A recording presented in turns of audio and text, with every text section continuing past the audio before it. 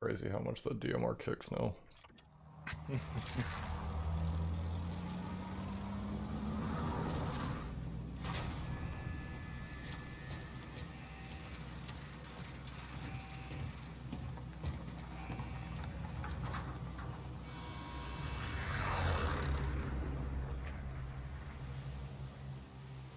Battle Royale. Alright, soldier, mark a drop point for your team. You've got gas closing in fast. Get to the safe zone. Scavenger contract located. Hostiles dropping into the area. Watch the skies. Enemy marked.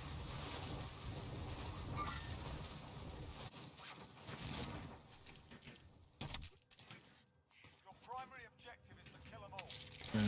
Nobody directly on us, Ready for pickup.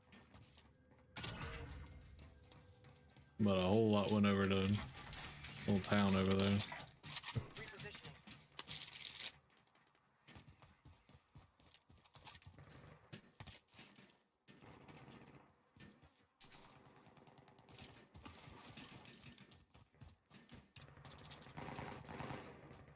Yeah, I think I hear at least 4 over there. All shooting at the same time. Somebody over there too. Repositioning. Sounds like an auto shotty or something. Yeah.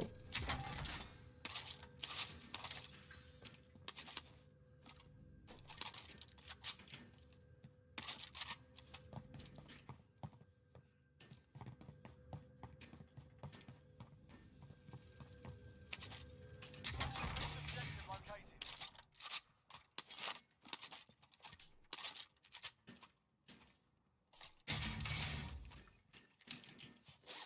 Dude, I can't wait for them to add this SMG. I'm so excited. Next objective located. I'm gonna open this, but you could take the vest. Let's have armor. Okay. Contract complete. All supply boxes located. Got one extra if you need it. Yeah, if you want to drop it. Armor here. Assault rifle marked. Decisions. I like both of those. Yeah, those are both good. I'm like, I've got this M16. I don't know. Yeah, I got a MP5.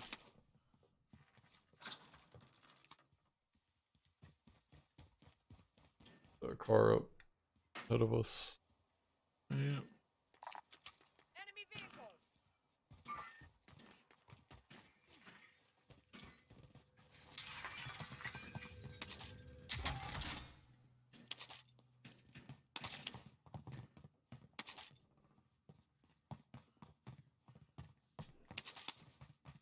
That's at the house down the road. Buy station identified. That's where that car went.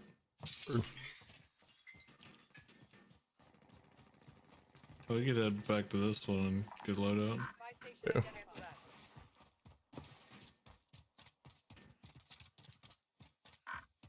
Never mind. I'm gonna try this AUG FFAR class, I guess.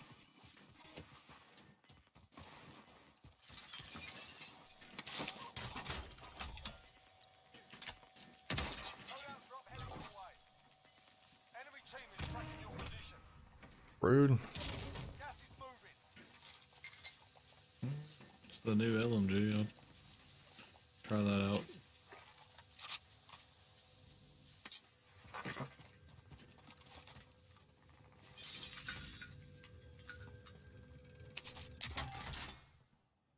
Car coming. Mark the target. They're pushing us.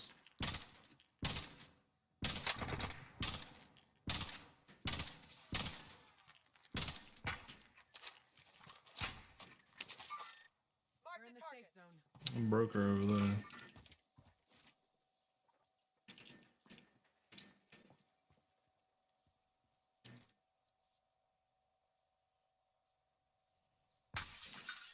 Broke her again. Or twice. He's so close to dead, dude. That's Right here. 2. Got him. Nice. Alright, that dog drops pretty damn quick, dude. Holy crap. Me.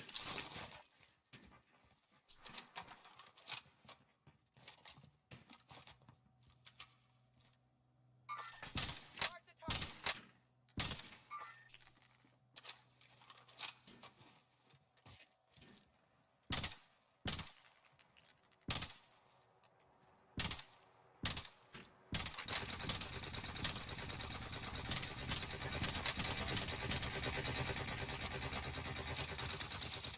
Oh, broke one of them. Got up from the top. The bounty still probably.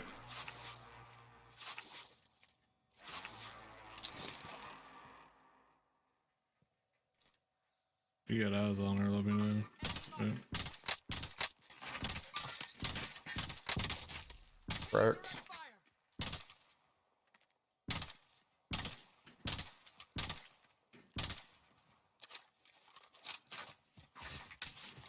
Downed.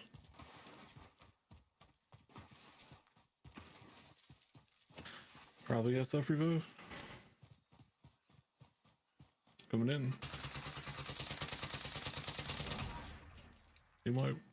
That might have been a teammate. Or no, the bounty's still up. Oh, bled out. That was mine.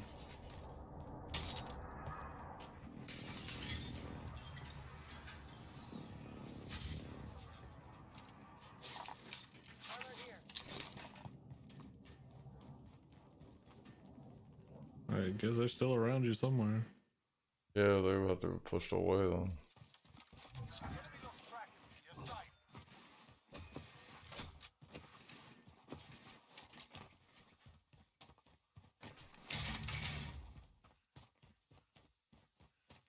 Oh, they're using the AUG too. Planting Claymore.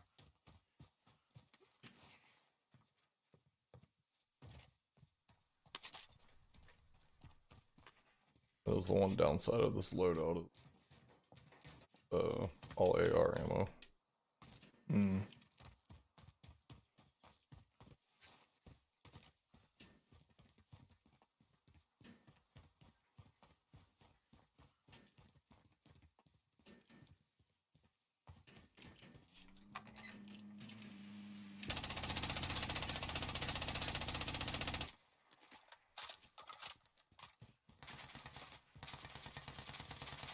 Down one. Right here.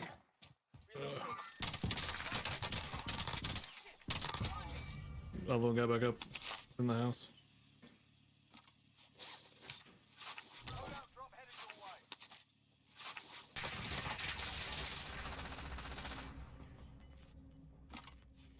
Take it down.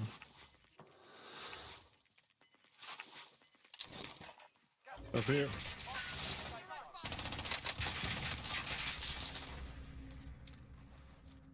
Fine.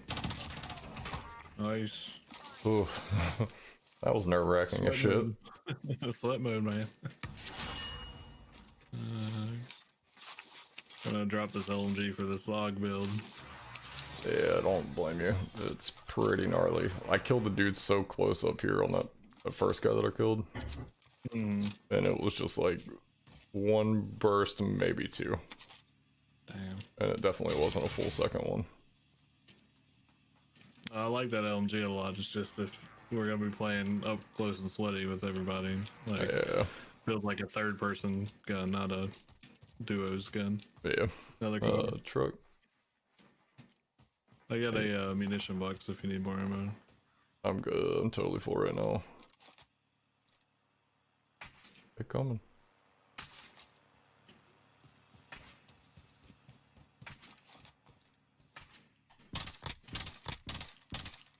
I almost killed the dude in the back. He's so close to dead, dude.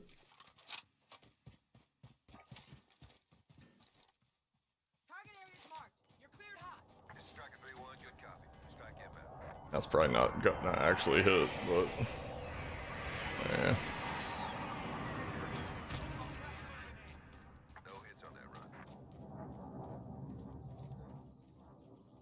They're in the house. Which one? This one. Moving. Okay. I think one was going upstairs and one's still down. They're both going upstairs.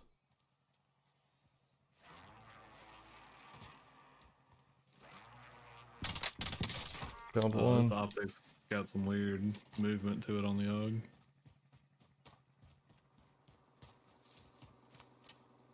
Setting explosive.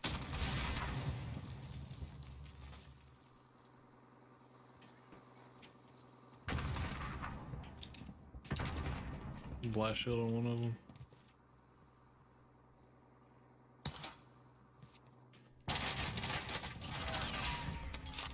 Nice. We're gonna play Oh, I had nasty it. tonight, dude. Holy shit. This guy's got golden AUG. Is it better with the silencer or without it? With it. Okay. That dude must not have gotten the memo that they fixed everything today. Oh shit. Right out here. God damn. On top of the pool house. Yeah, dude. It's only one of them. This is the Gulag. Survive and you can redeploy. Oh, that AUG led me down there. Jesus. Dang. Hit him 3 times in the chest with it. Oh, he had like 10 health.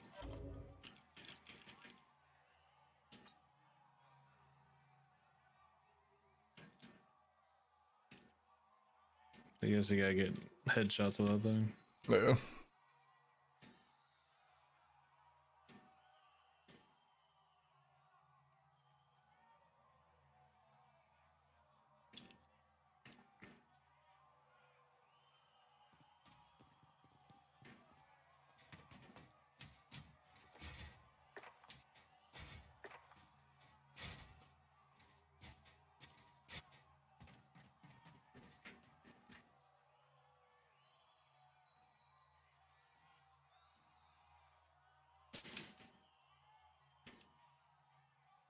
Win here and you return to the front line. You lose, your fight Yeah, is over. fifth.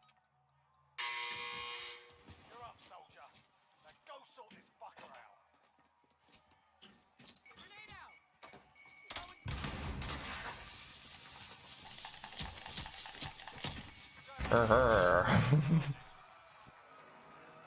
Jackass.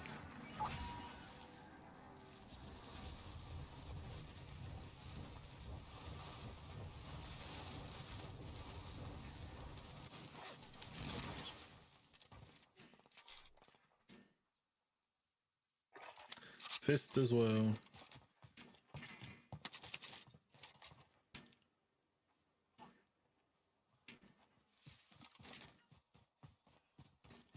Teammate redeploying to the AO. Nice. Loadout's good.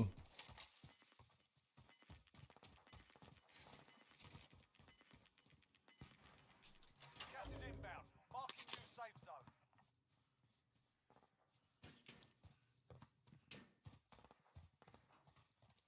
Oh, you gotta push back towards that house? Yeah.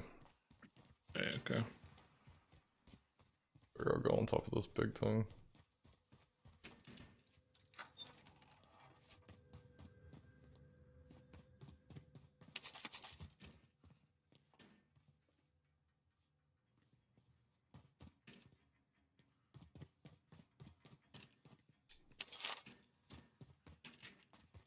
Enemy UAV overhead.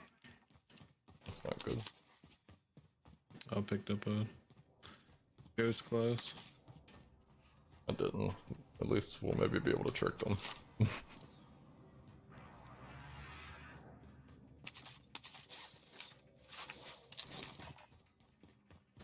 Are pulling up. Getting shot at the hills.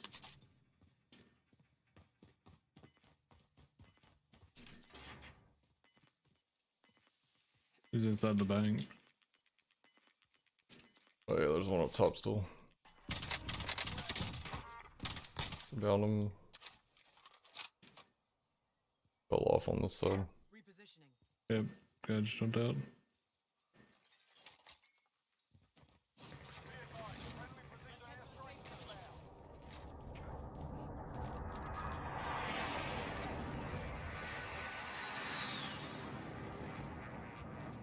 Nothing.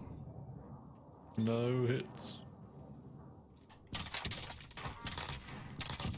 He's in that house.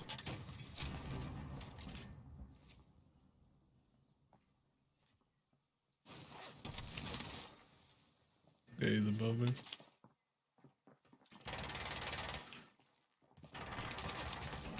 I got him. Dude, there's so much shit up here. Oh, we gotta go. Oh, we really gotta go. Shit. Did not realize we were that close to that gas. At all.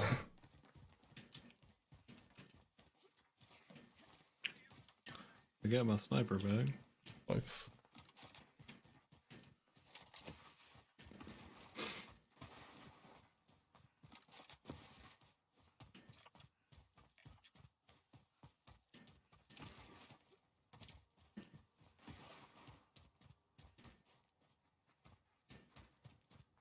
That new SMG is supposed to be like hit just as hard as the Mag 10, but apparently the Mag 10's got some kind of delay on it when you first pull the trigger, and the new one does not. I mean, the few times I've used that golden version of that one, it feels so good.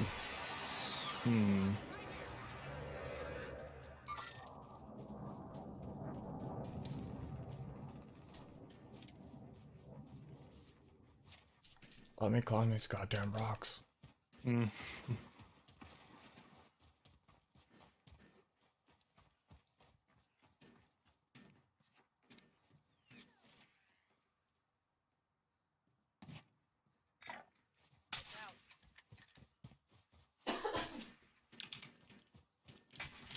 Oh, Jesus. People up here too. Oof. Like, right in front there. Disregard that.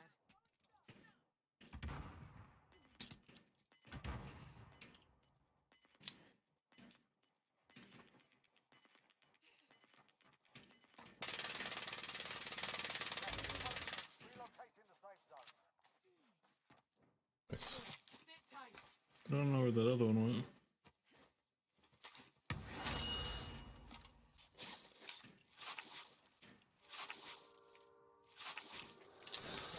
Armor set or armor box over here.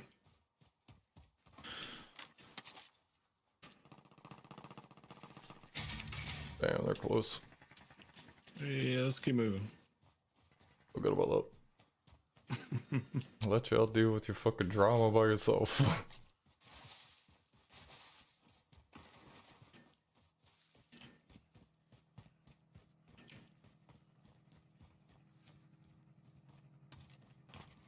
Yeah, you got cash for a self-res if you want to grab one.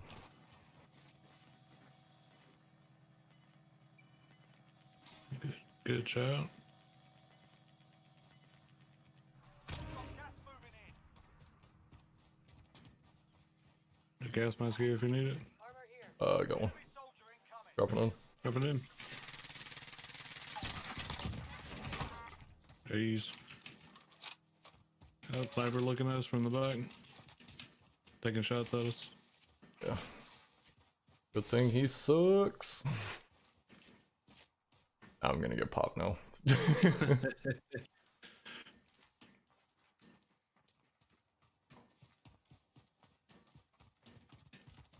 You know, circle down. Yeah, I think it's gonna do it.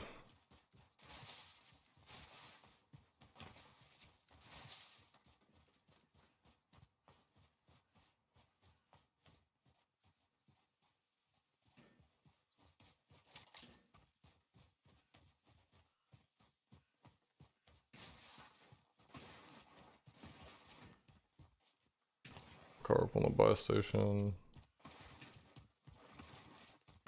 Yeah. That might be that guy that was sniping at us. Yeah.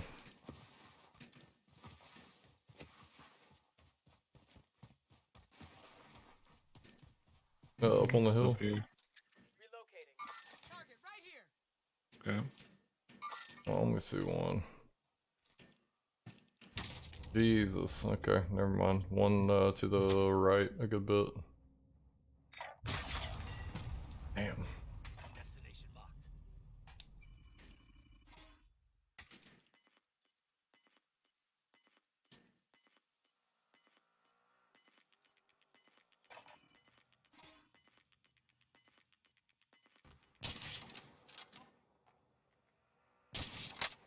How's that not a headshot? Yeah, how the fuck is that not a headshot? Oh man.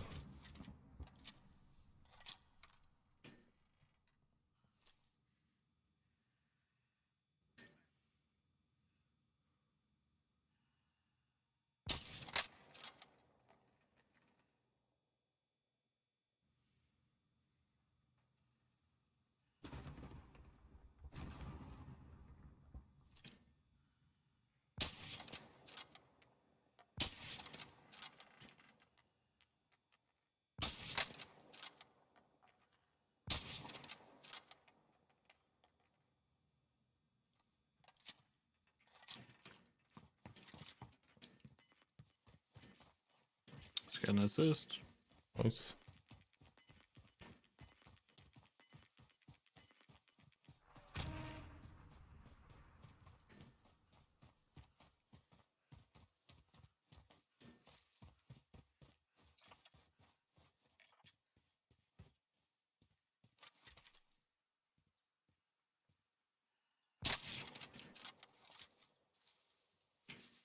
Oh, further back.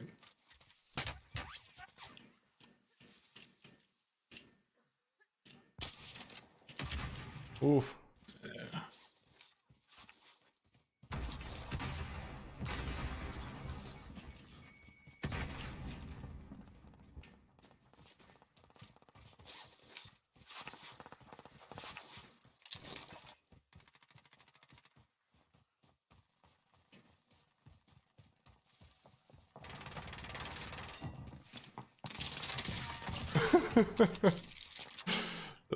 Disappointing, dude.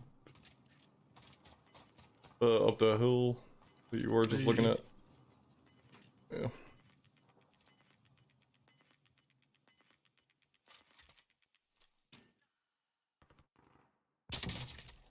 Flat. 9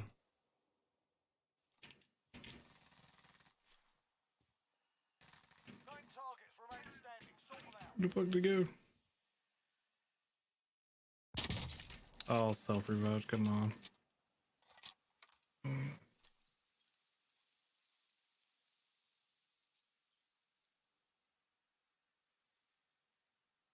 How am I still alive right now?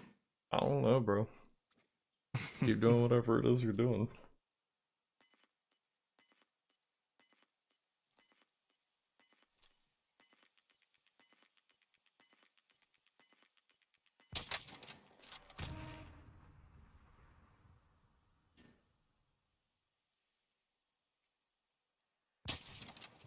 The gun just has such a good sound to it, dude. Oof.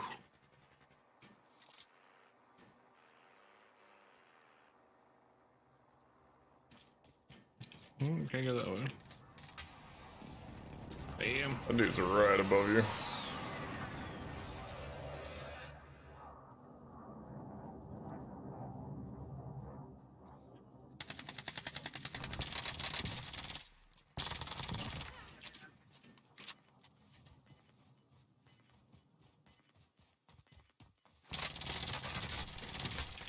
Oh. Dude.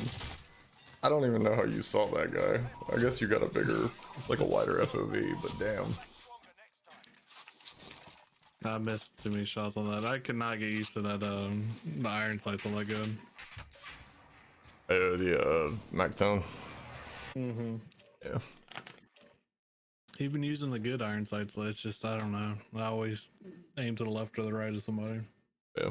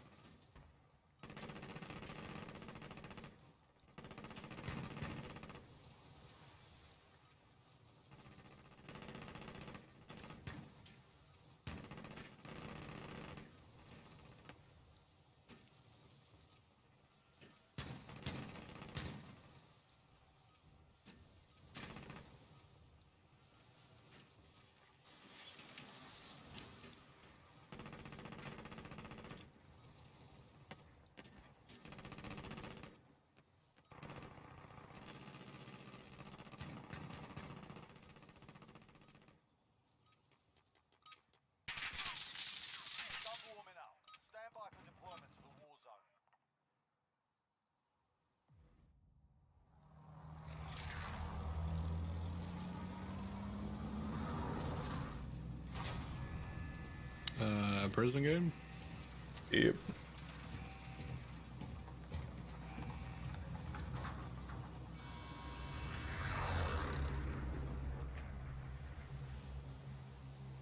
Battle Royale. Alright, soldier. Mark a drop point for your team. Be advised, gas is closing in. Proceed to the safe zone.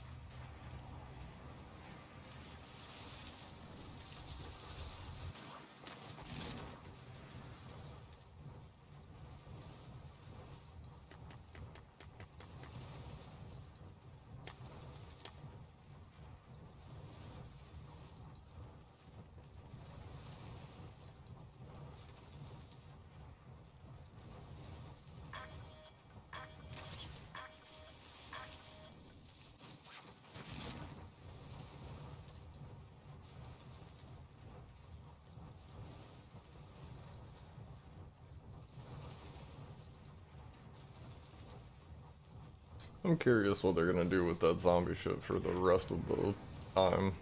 It's been over a week now, right? Mm-hmm. Maybe it's gonna be every 2 weeks. I don't know. Yeah. Your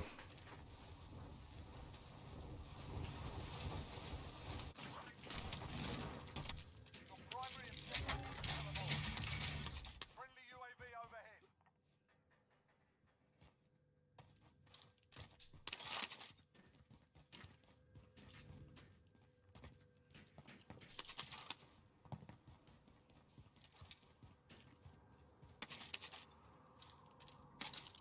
Proceed to the marked location and secure the area.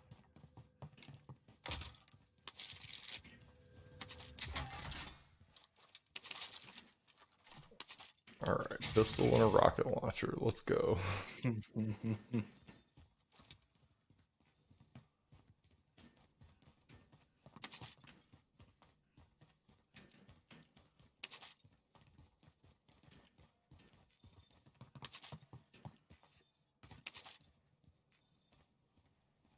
advised, friendly precision airstrike inbound.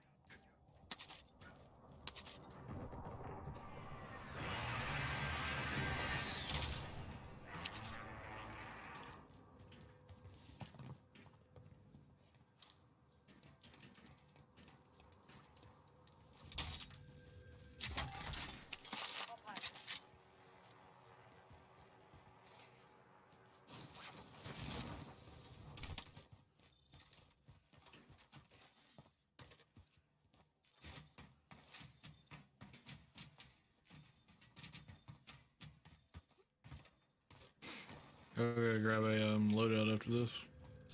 Hard. I got 2 armor boxes. Nice. I got ammunition.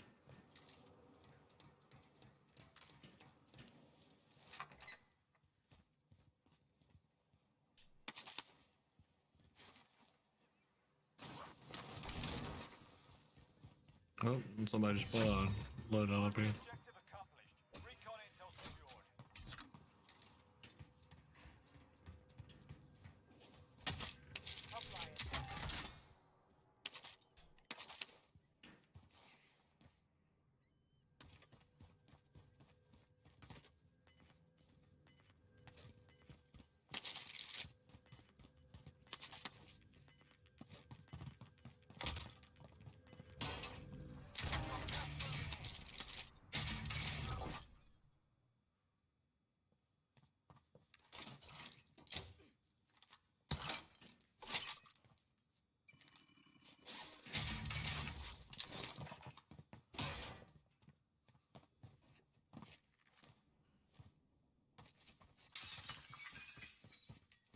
Ammo boxes on the back of this helicopter. You might have to hit it pretty quick if you want ammo. You can actually land them up there? That's cool as fuck. Didn't know I could. Loadout drop headed your way. We're in the safe zone. Alright, I'm going sniper this game. Launcher rounds marked.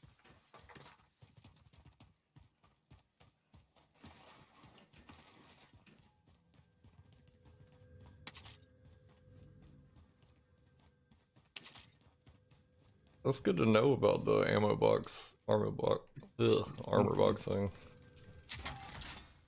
Yeah, I had no idea. Just happy coincidence.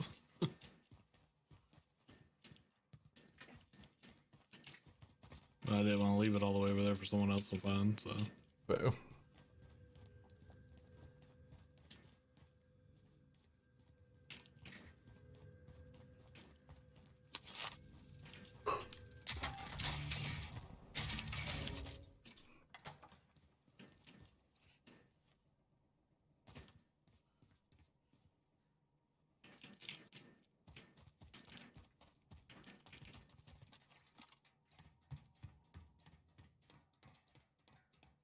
Proceed to the marked location and secure the area. What the hell? That one's all the way at the ship. yeah, they haven't been spawning inside prison when you pick them up at prison recently. That might have been something they changed.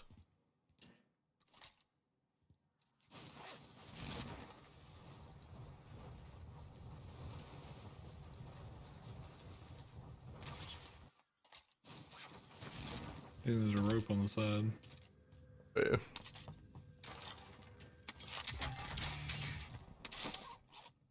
Another ammo box. Here. Jeez.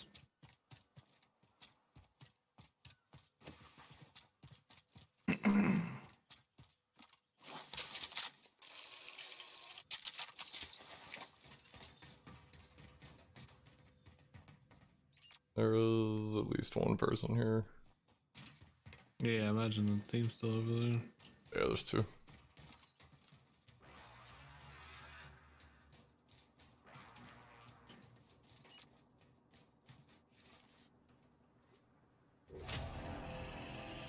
Yeah, I just started the thing. We got time to do the recon then. Yep.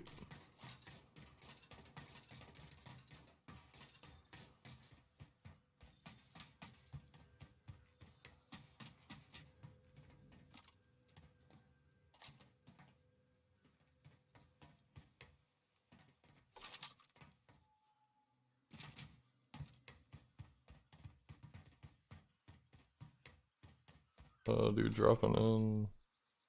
Oh, here. Target right here. Jeez, dude.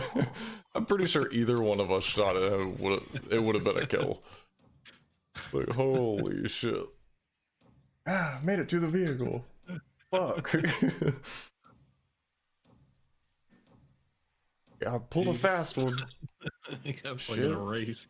Jeez. One's dropping in straight ahead west. Yeah, there's one drop.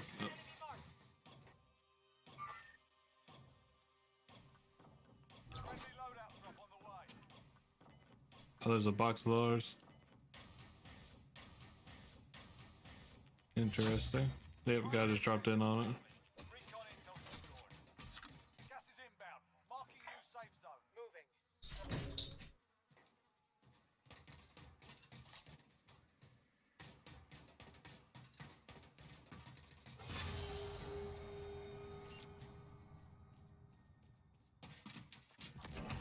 Damn. He was looking around with a little scout optic. He turned my way and just blew his face off. You want me to pick you up? Yeah. They just got the loot from this thing, so I'm gonna stand on the opposite side and try to peek down.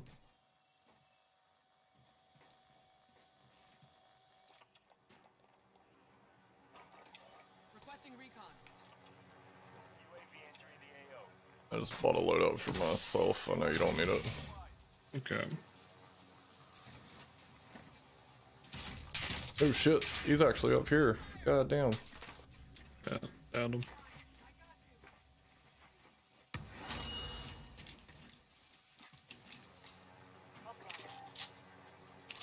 Be advised, UAV is being ordered.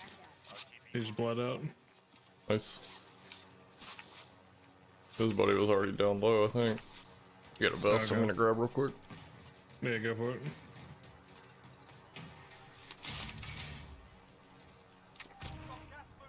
Shit, and he had one of those good gas masks. That's what's up. Nice. Thanks for the free shit, dickhead.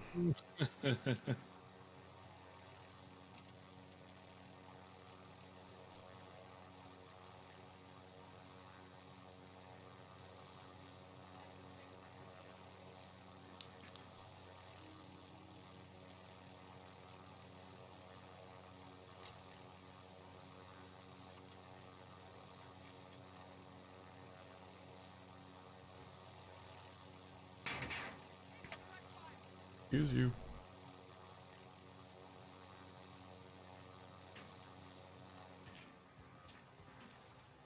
You got armor? I have 0 armor. There you go.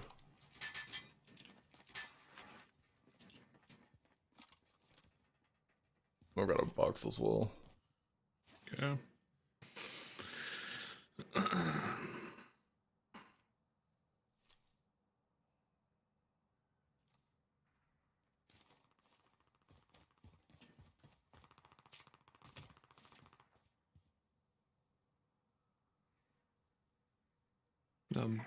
Box over there. Guard that. Heading out.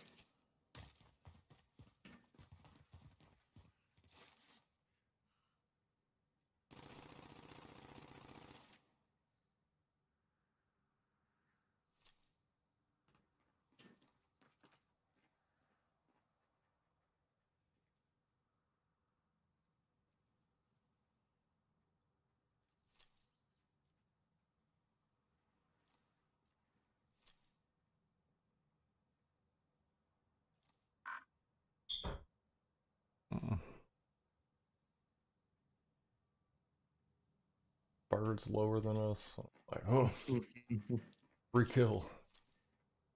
I'm like, damn, why are you trying to kill all these birds, bro? Shit. Damn. Like 302. I see him. Saw at a glance. Big building, same height as us.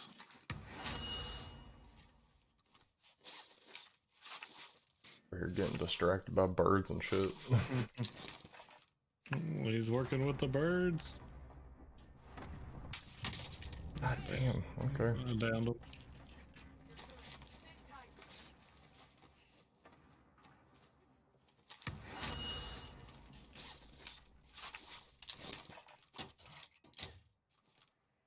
Good to go.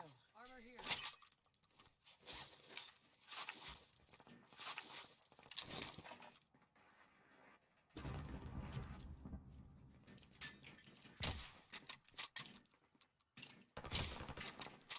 Get back up.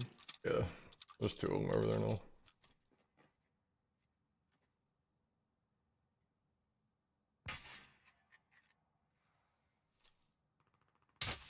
Contact.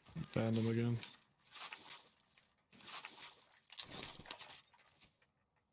Oh, that was it. That was the teammate.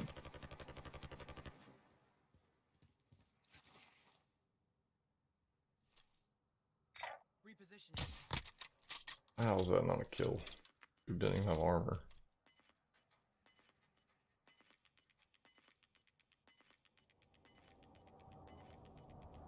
Got gas inbound.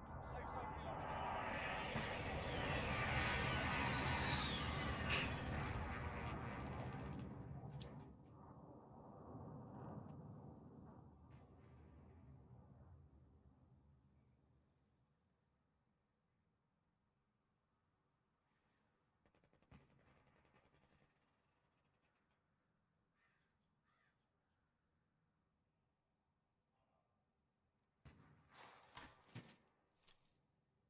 Moving here. Moving here. And I don't have a view on it. I downed one. I Damn. could barely see him in that crack, dude. That's so funny. One just landed on him. Hey.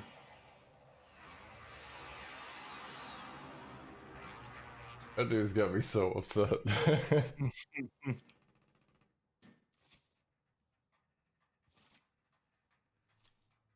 Yeah, they both picked up that loadout. Bird.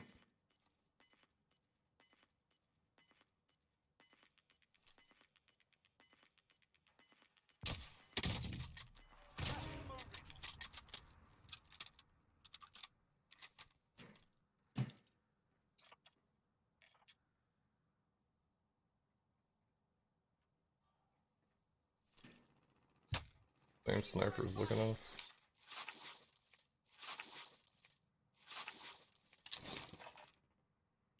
Old man.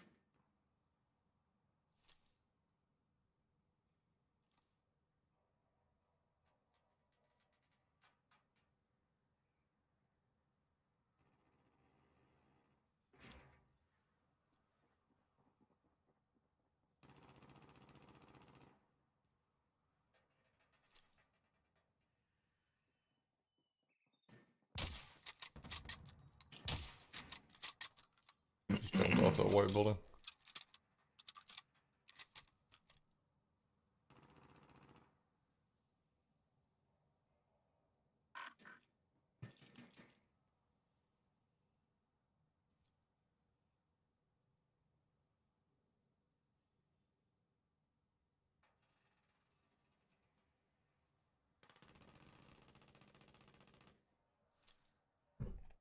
Let me back up. Jumped off again.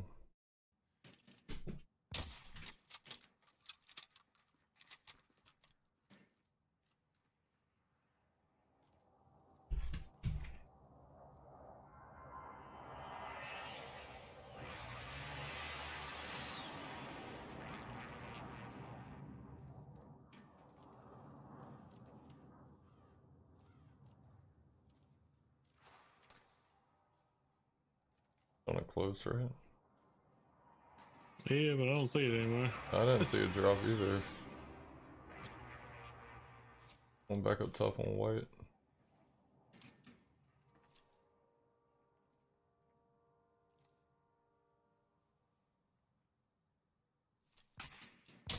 Down him. Nice. That's different people than from before. The oldest.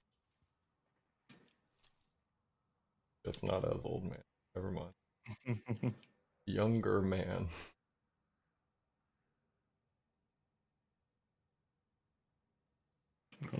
There's a lot of them up there now. It's 2 of them. Both snipers. Okay, Jesus. I don't even know where those shots are from.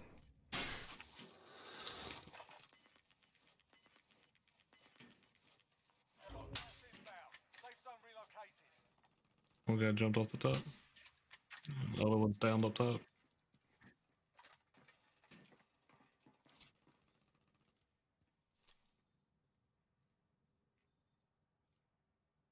Interesting. Tyler said. I heard him. I heard him. It's really. I definitely will. I didn't know she bought a water pig. I did. Takes away all the awfulness of flossing. An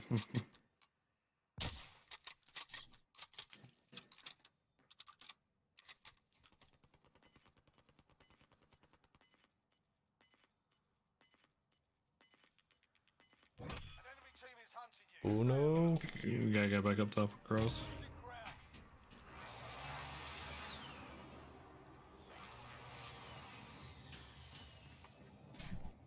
Oh, they close.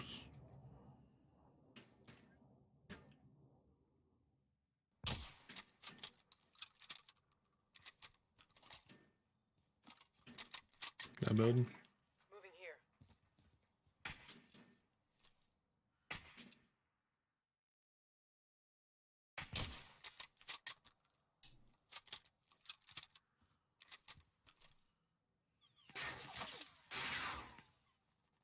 Okay.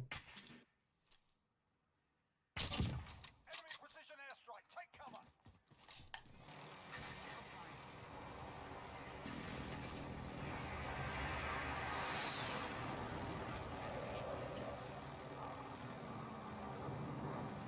I'm glad I reacted quickly to that. It didn't even tell me I was coming in. Oh damn. You just thought I was dipping on you. Kinda rude, man.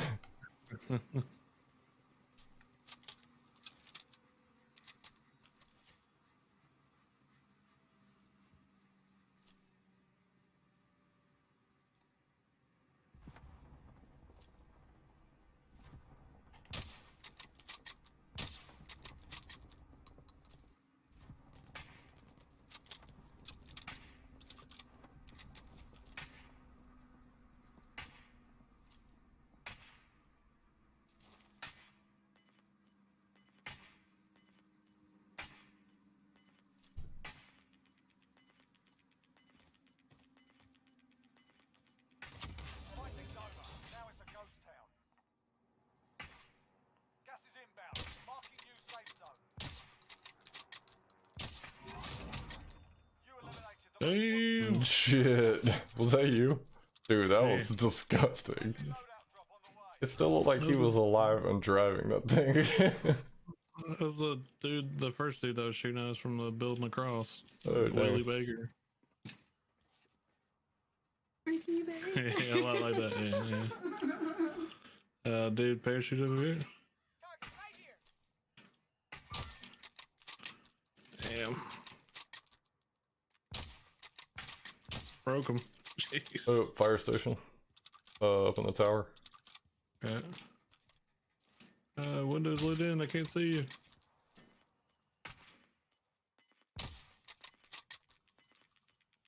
Impenetrable Play-Doh windows. Yeah, it won't let me shoot him either. Shit. I got Back up top over here. He just jumped out of the firehouse. Mark the target. Gas pushing us. Let's crack that dude. He just bought back. I'm moving. Enemy Bird. precision airstrike. Take cover.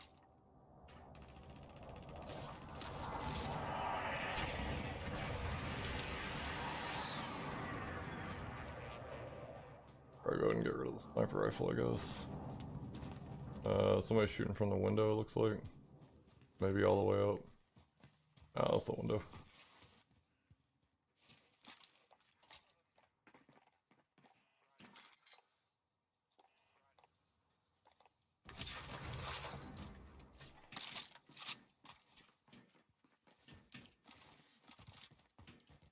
Enemy UAV overhead.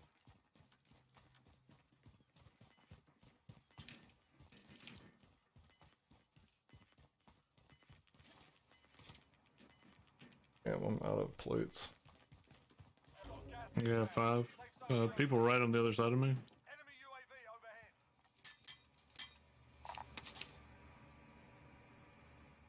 overhead. If I get to this buy station, I'll just buy some and drop these.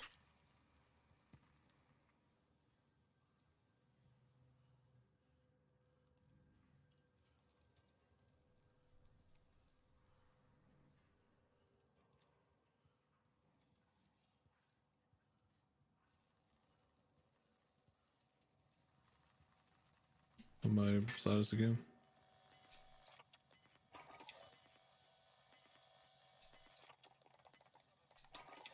I need recon on my position.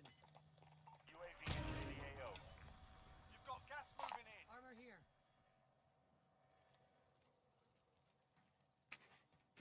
We're in the safe zone.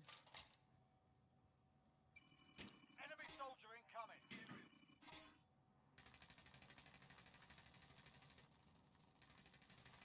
There's less than 10 to go. You can win this. Be advised, UAV is bingo fuel. This door's open over here now. Don't believe it was open before.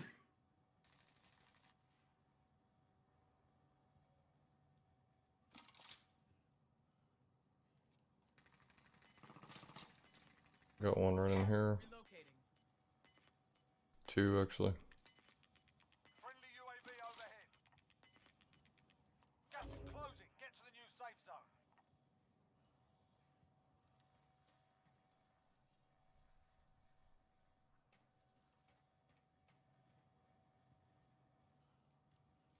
They were straight out from there. Okay.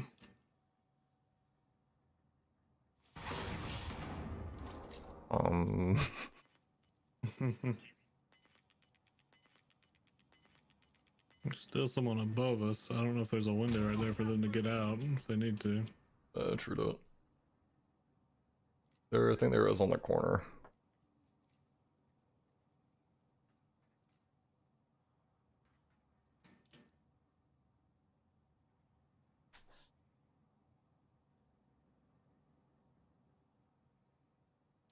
Right here.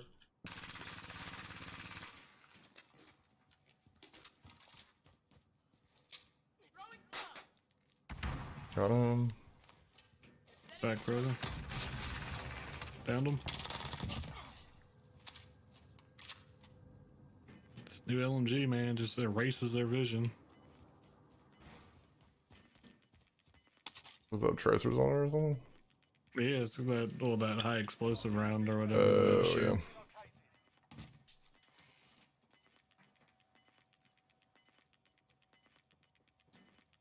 above us still. Losing ground. It's a long way to the safe zone. We need to move. Jumping. Somebody. Ooh. Good shit right here. Two of them, jeez. Yeah.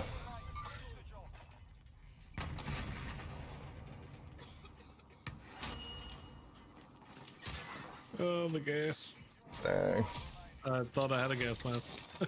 Would have bought one.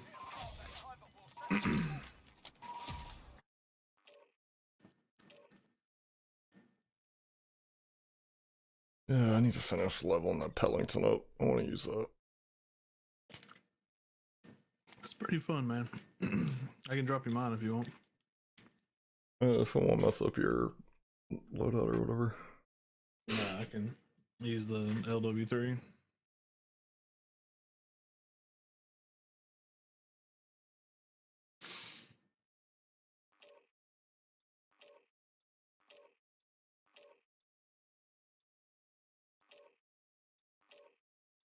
Are you using the FFAR as your secondary?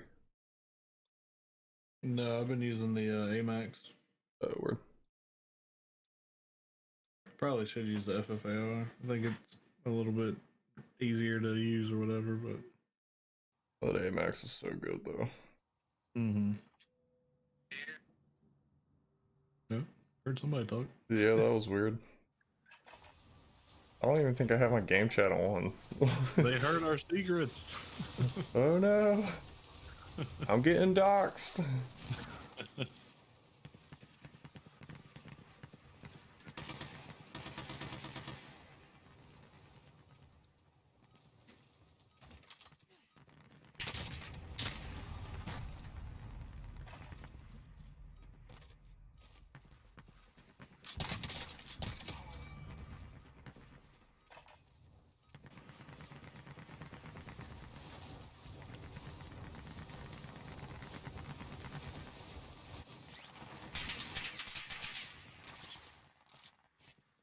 Enemy dropping into the AO.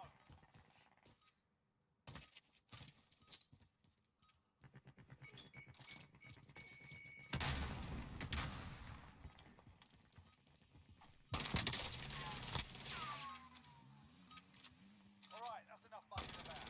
Now we do this for real.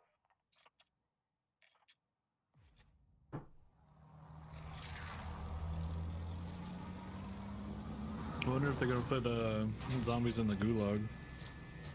That would be nuts. I don't know how they'd go about doing that, but I'm into it. I mean, that would cut back on people like hiding in corners and shit. Battle Royale. Gas is approaching your position. Move to the safe zone. Vehicle here.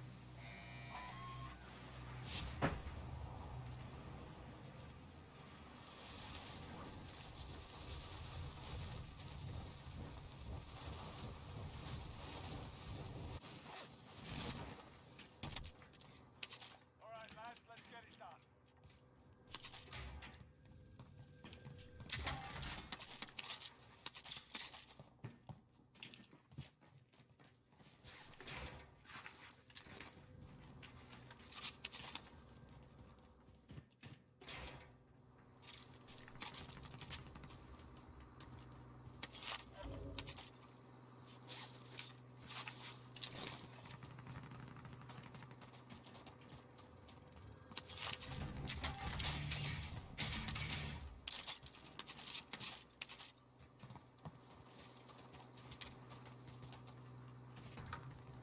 I'm driving.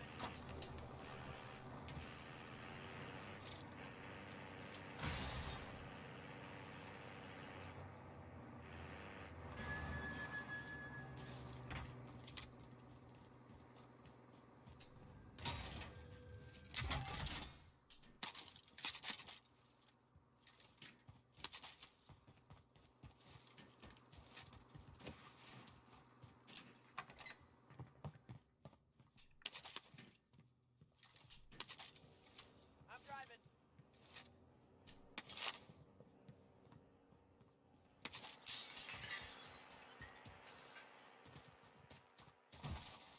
Glass has been broken over here. Yeah, up here. Mark the target.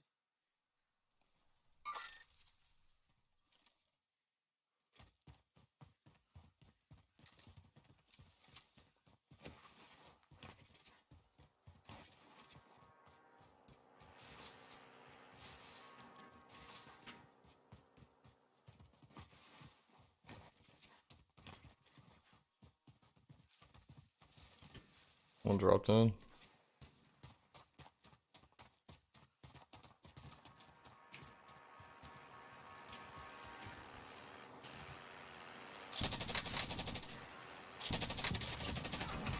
Nice. One just jumped out of that yellow Oh. building up here. Reposition.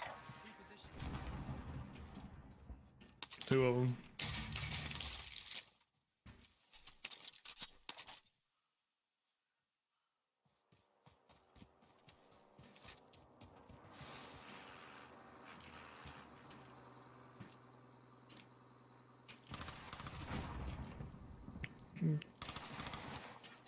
Downed one.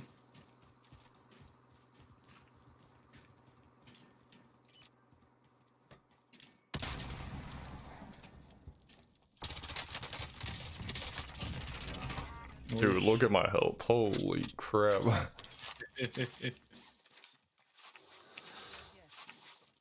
Yeah, I was getting some work done with that freaking RPG. Jesus.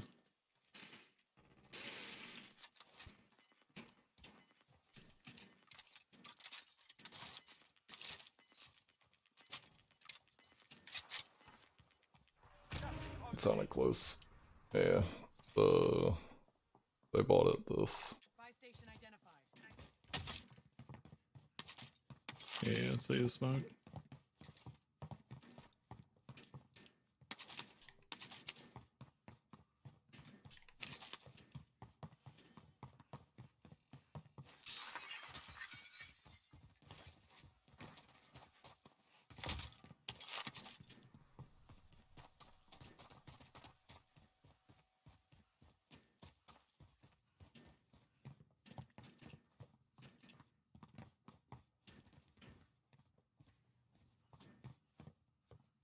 We're in the safe zone.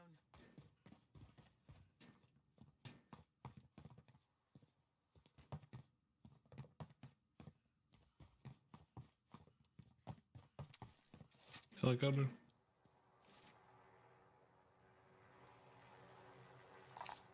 Enemy helo.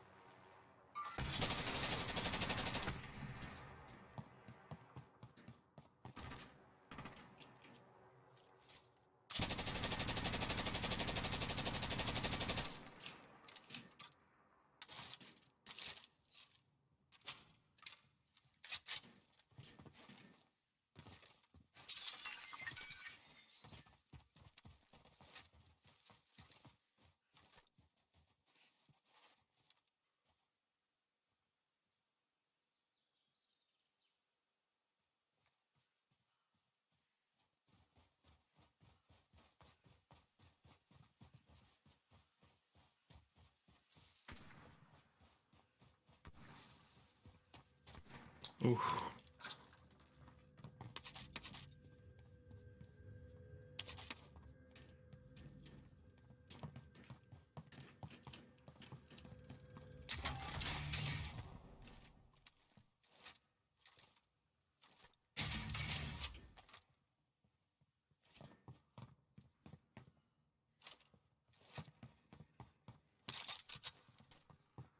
Somebody dropped in ahead of you, maybe down here.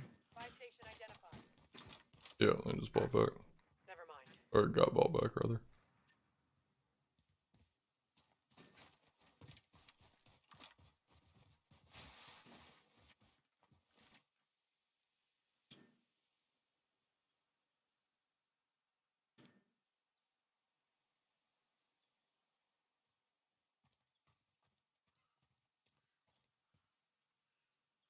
Mark the target.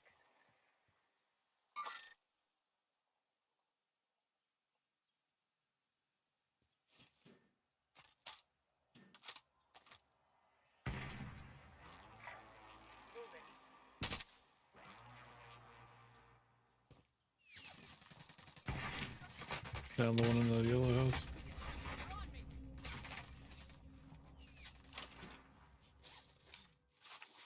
Yeah, that guy shooting at you once.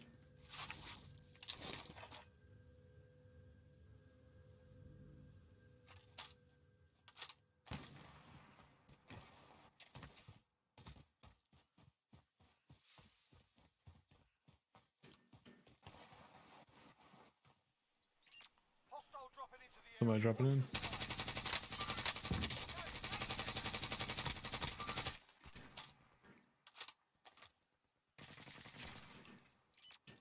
Okay, I got the one on the roof. Second floor and the yellow house is back up. There's two of them in there. Yeah, so.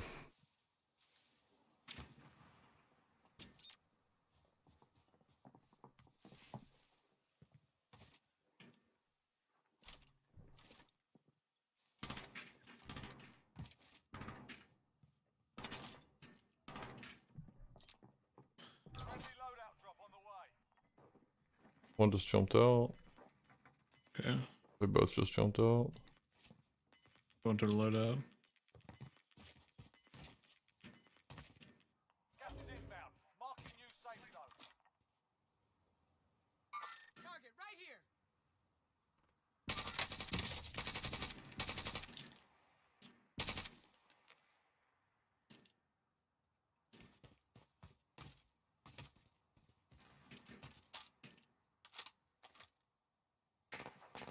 Oof. Melted me.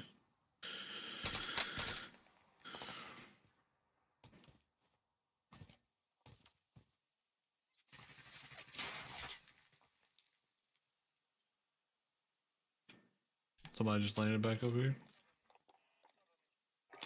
In yellow house, I believe.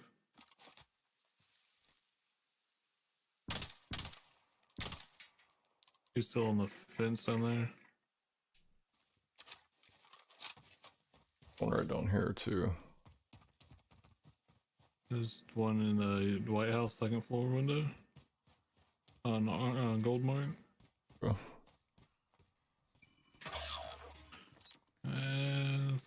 Oh, it's not gonna show me cooking. Alright. Cool. Teammates in the gulag. They killed one. redeploy. UAV overhead.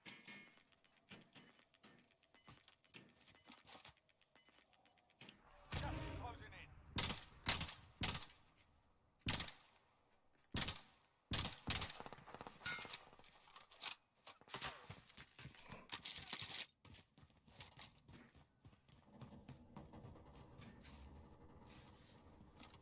Everyone in the safe zone. Crossbows.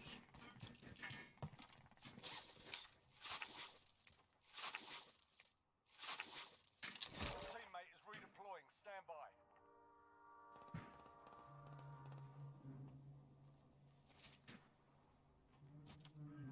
She got an assist. Yeah, I did too. Enemy Loadout good? Or Yeah, it should be. I see people shooting from Goldmark. Target right here.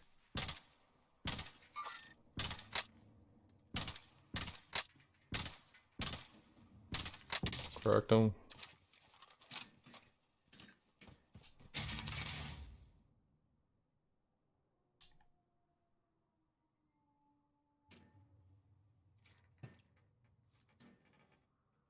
They just bought. Yeah.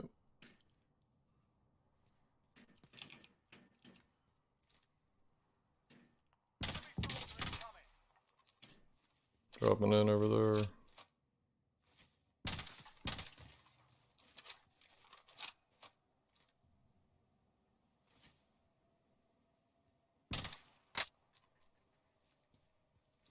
Yeah, right below me.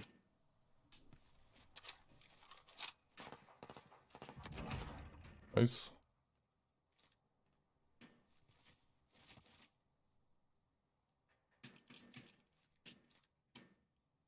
Mark the target.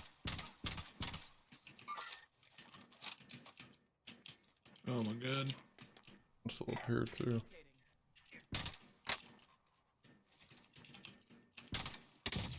Crack the one up there. Don't know if I can get this loadout.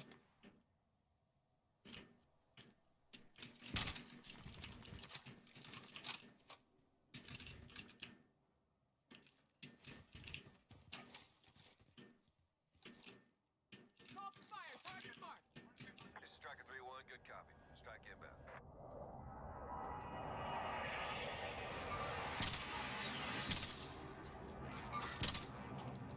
No hits on that run.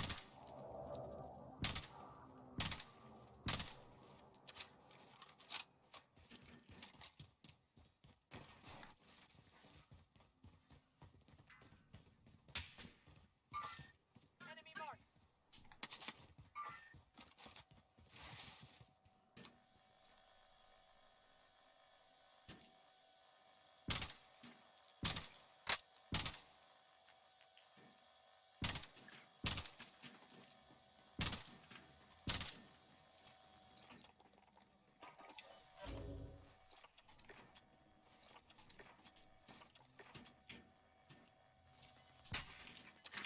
Down. Nice.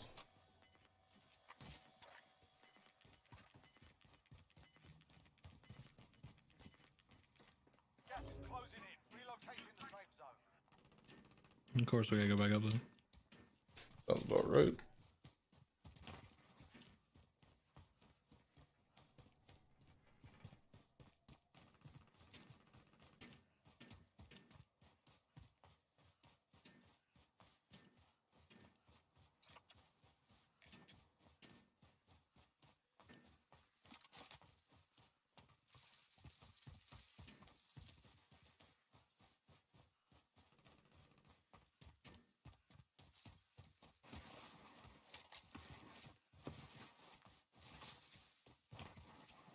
He never bled out.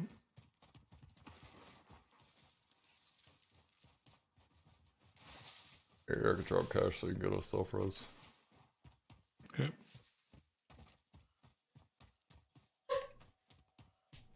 Getting shot. Copy cash drop. Enemy team is tracking your position.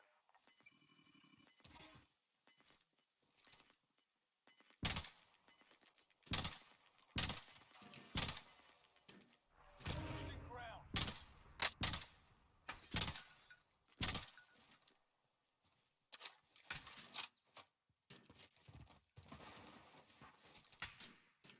Was I not hitting him? Everyone in the safe zone.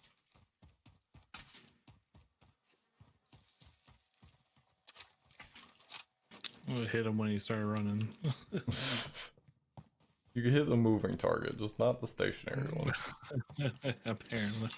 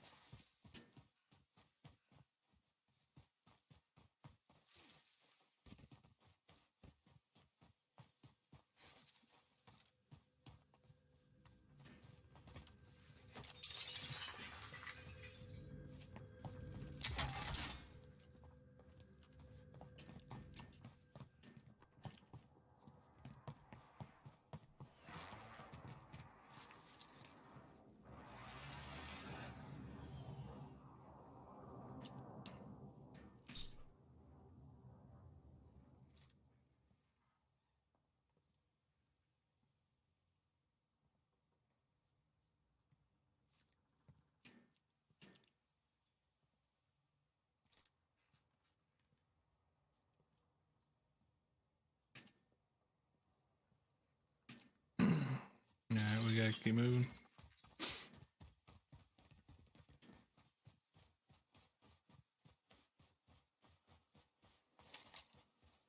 Your truck up here from earlier, right? Yeah, that's mine.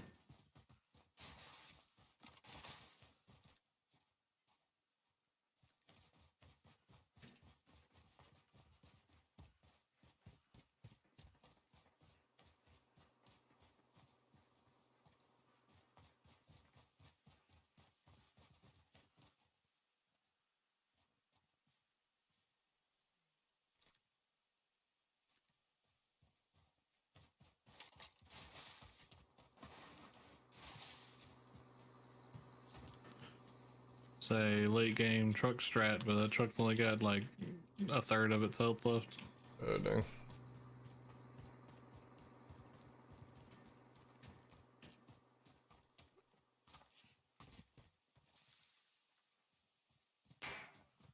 Got shot at, I'm not sure where from. Yeah, I see him. Like that. Moving.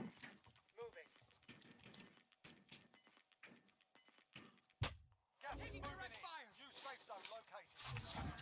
You evaded the enemy trackers. Good work. There's two of them.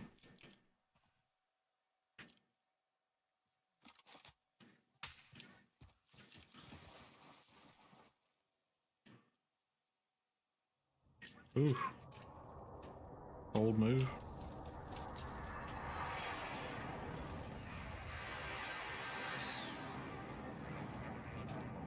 Shit right here.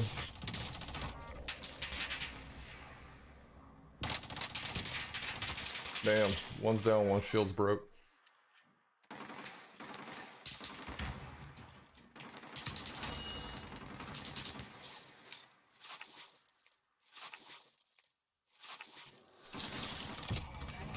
Nice. Oh, thank God he had an armor box. Gas is moving.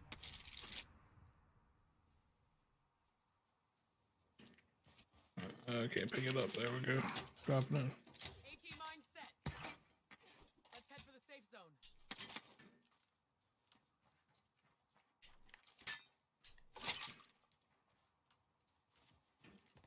Oh. Ugh. Planting Claymore.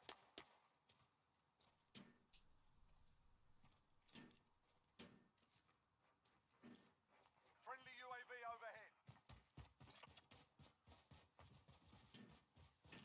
Relocating.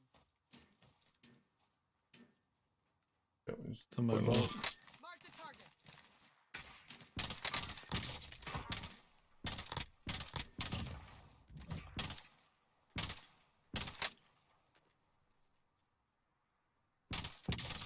Correct.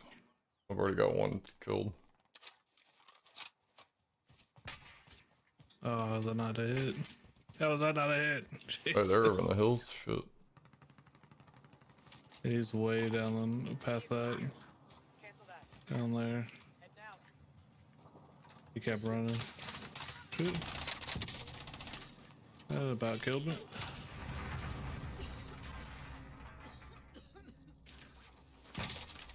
Damn. Ball. Win here and you return to the front Was line. he like on top of you? Yeah. Oh, somebody else just third party me. You're up, soldier. Now go sort this fucker out.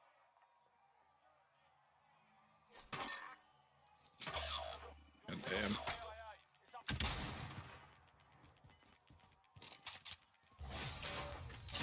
Going back to Let's, you know, still get a gulag that late in the game, no big deal. the fight is over. Now it's a ghost town. You're only on like the second to last circle.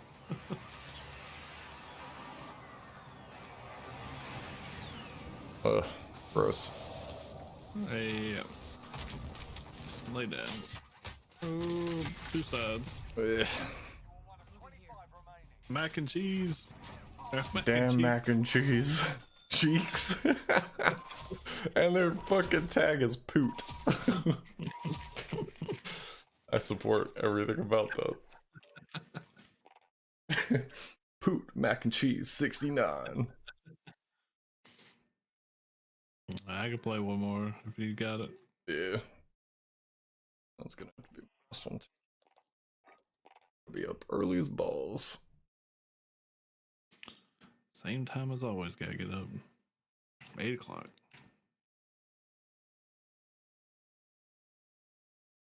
Gotta be at work by 7. I mean, I could show up later than that, because literally nobody else is there, but...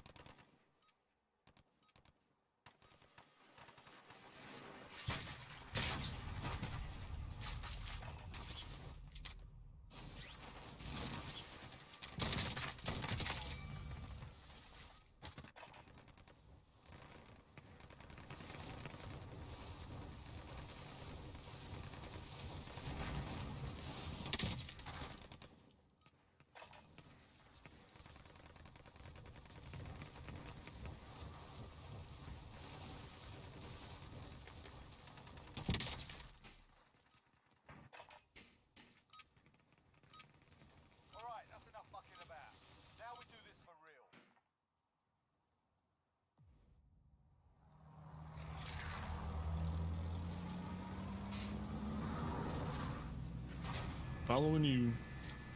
Word.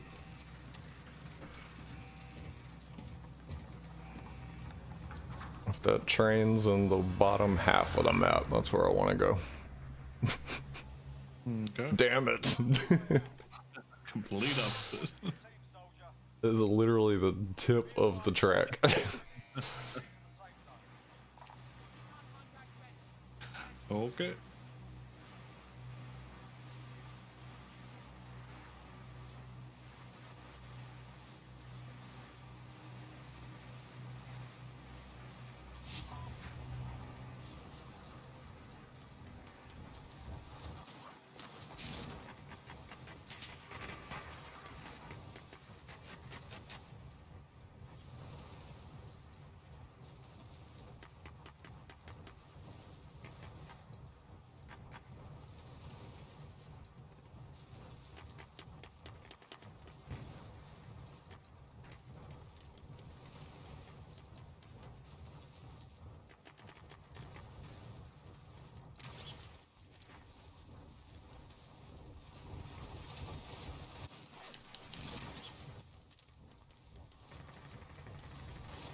I'm going for the helicopter. At least 2 up top.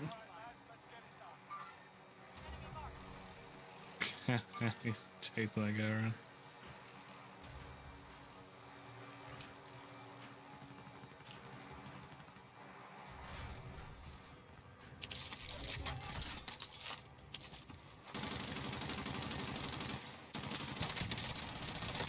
Oh, he downed me still? Are we down? Are you down that good? Jeez. He's out the other door. Watch the other side. Don't worry, you'll make it.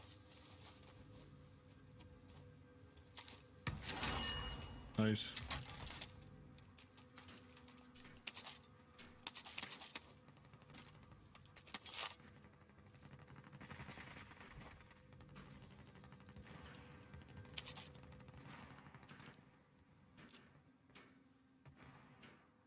Two people down there. Mark the target. That dude must have jumped. Okay. Dropping into the area. Drop it down. Sky. Oh, that's the old man. Jeez, he almost killed me.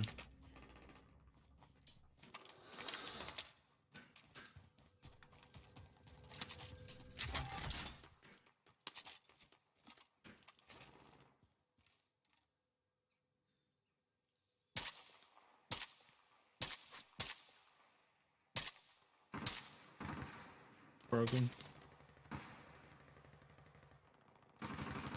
Found him.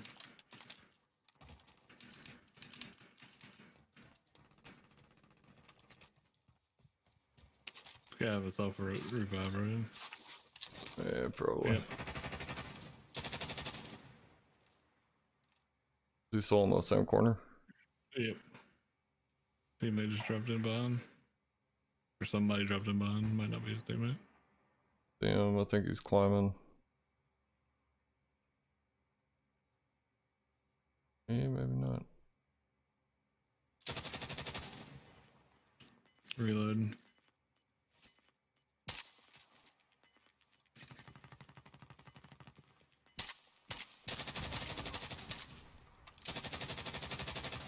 Downed him behind that.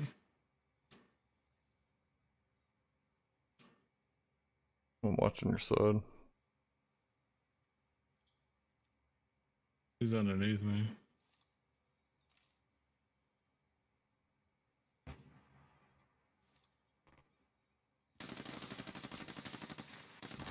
Damn. Where did he come up from? That ladder. I don't know how I missed that. He fucking rocketed up it. Location now.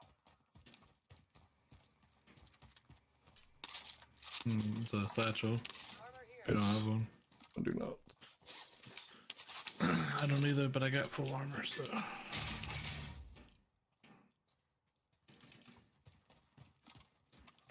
Right down here. Is looted. Enemies could be close.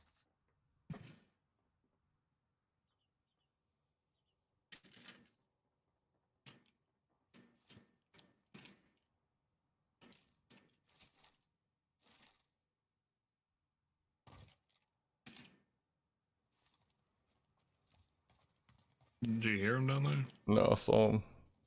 Okay. Oh, across the street. Target right here. 2 of them.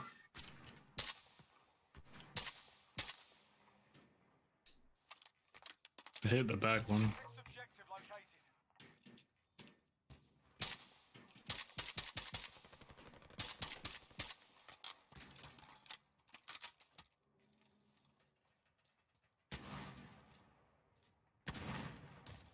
Yeah.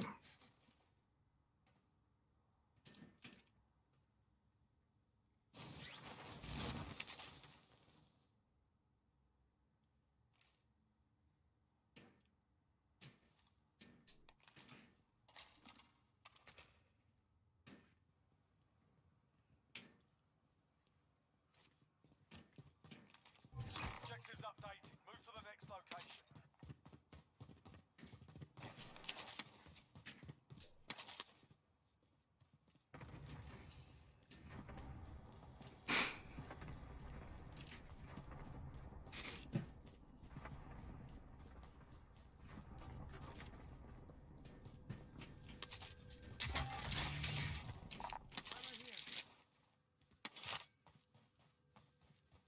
Word.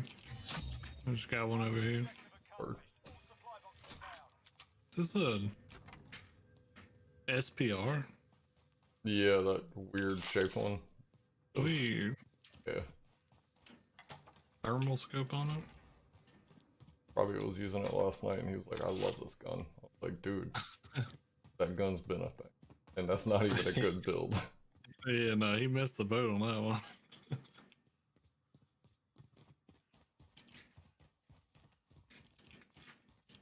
Yeah, after you and Nick got off, we played one more game and ended up getting killed by a hacker using that SPR. Damn. I downed him once, like across the map with my sniper. He jumped up on a building after getting back up and instantly shot me and Robbie in the head with a holographic sight when you couldn't even see us on the Whoa. map. That's so. I hate that crap. So. I just don't understand why people don't know. Nah, I have no idea, man. Objective updated. Secure that position.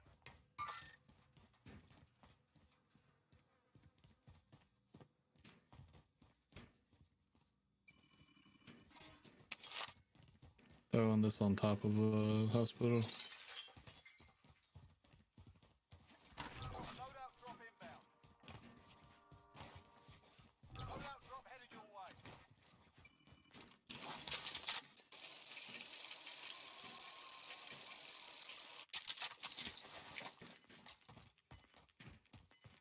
Gas inbound. Safe zone.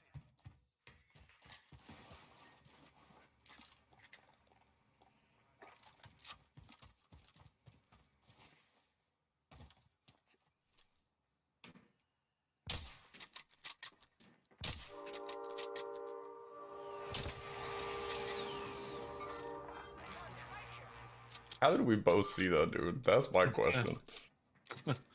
That thermal sight is how I saw. Fair enough.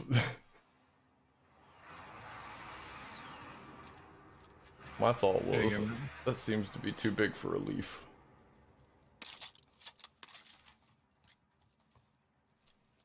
Totally forgot we made this deal and I'm stoked about it. Ooh, I'm taking just shot 298-ish. I think that's on the hill.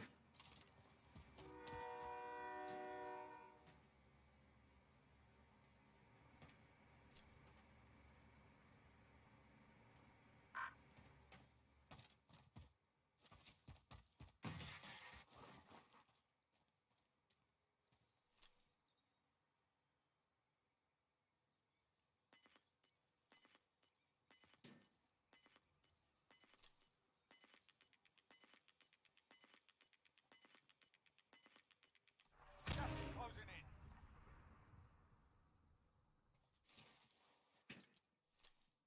in. Up at the loadout. target right here. Fire.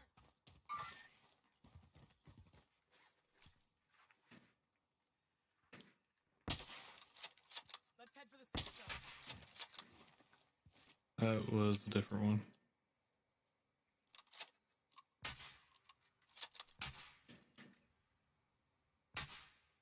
There one out the back.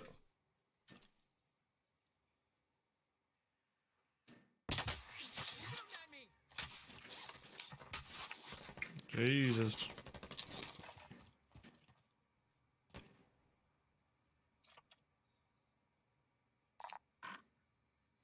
Moving. Doing some damage.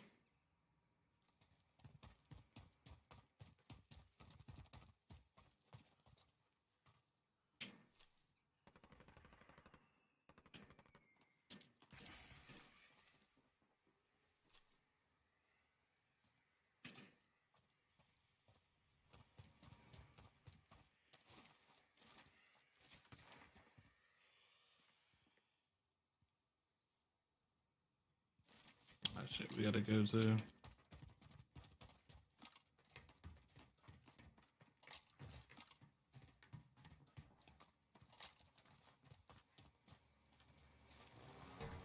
I'll fly it. I got shotgun.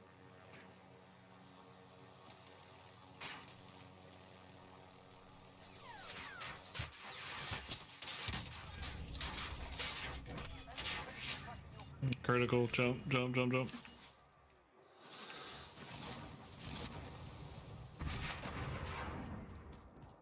What are they using? Is that the dog? I don't know, but it was laughing. Mm-hmm.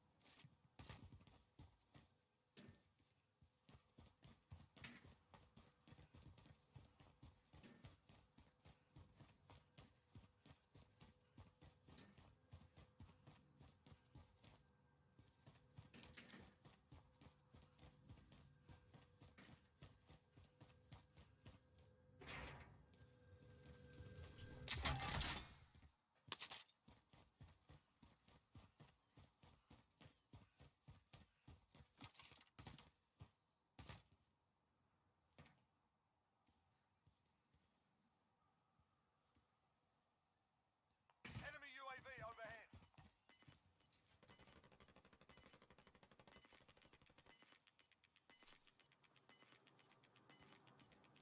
Gas is closing in. Relocating the safe zone. Got a long way to go.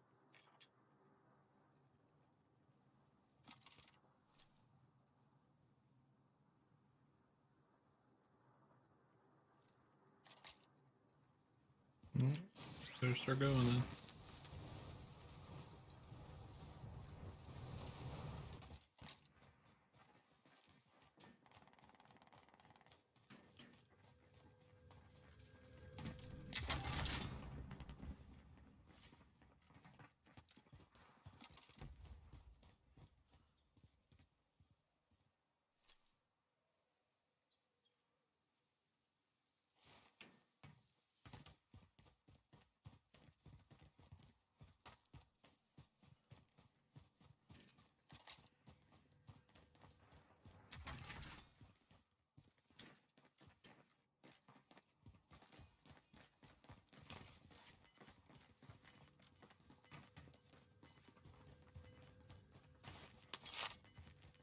Safe.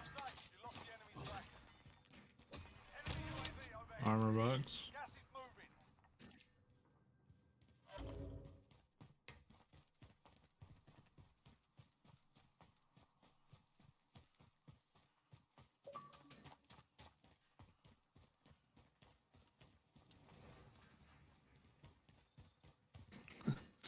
Not like anybody came here.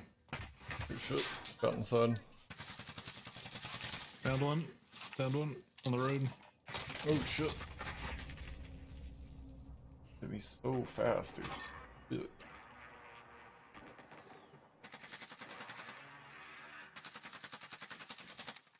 Broke the other one.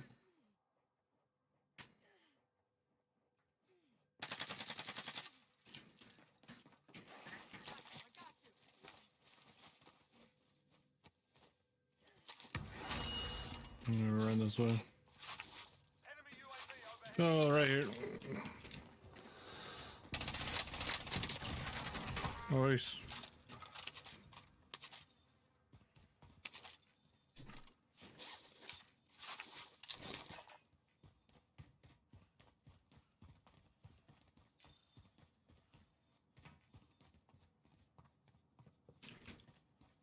Planting Claymore.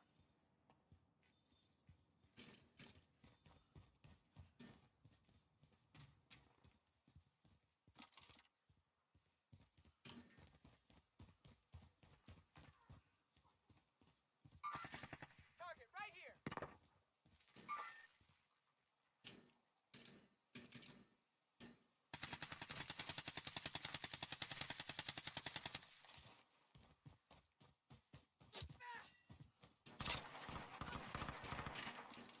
In front of me.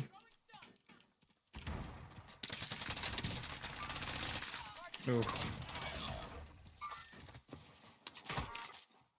Oh, he had the new unreleased gun. They can redeploy.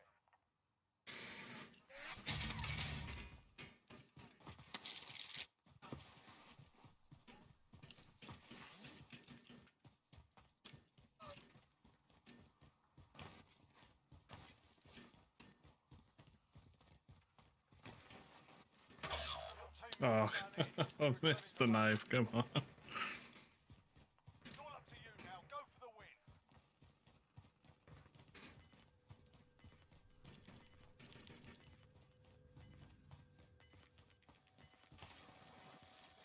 I think there's someone directly ahead of you. Yeah. Got gas inbound. Safe zone relocated.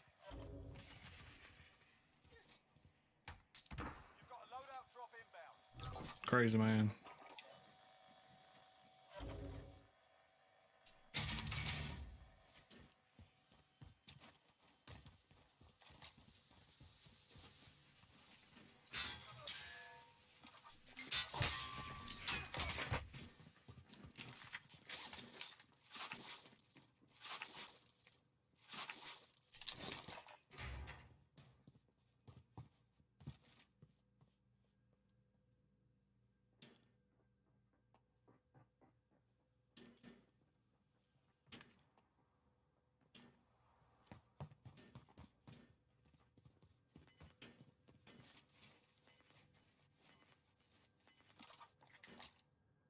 Oh, don't come up. Shit. He's on top of the airport. Losing ground. Sitting on like that Repositioning. corner. Let's head for the safe zone.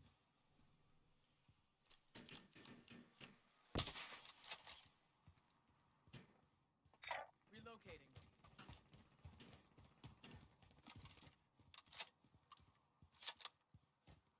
Hold on a second. Very Oh annoying. yeah, it's right here. Right? Positioning. Broke him.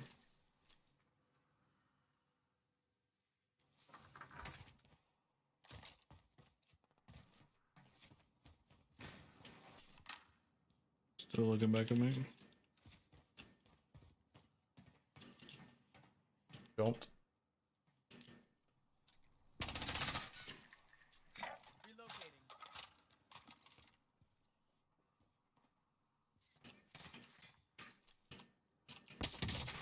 Nice shot. Oop, another one.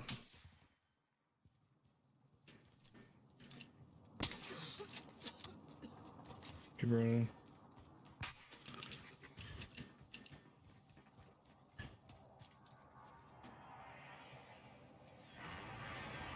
Got down by the gas.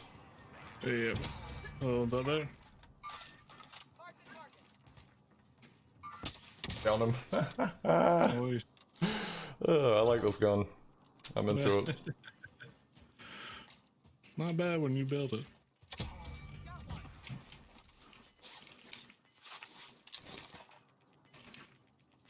Fighting's over. Now it's a ghost town. Gas is inbound. Marking you. I've got an armor box if you need it. Yeah, desperately. Here, take these first. Loadout drop headed your way. I can't, but I'll. I mean, I guess it doesn't really matter. Oh, it all adds up to the same.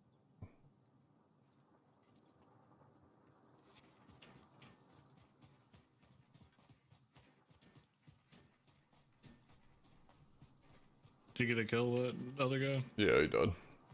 Okay.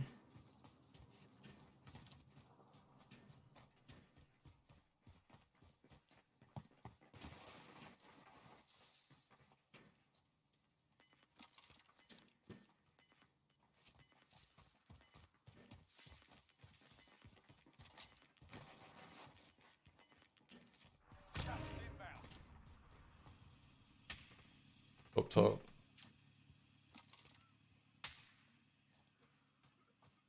Jumping. Correct one.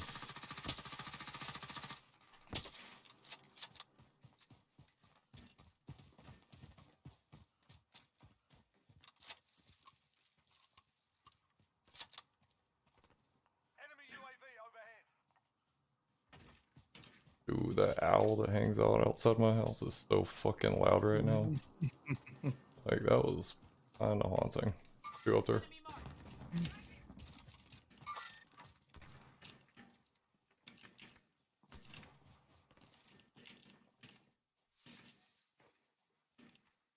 marked. One just died. Moved up.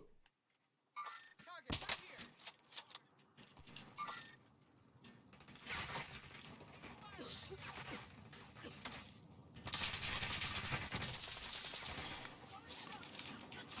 Shit, right behind us.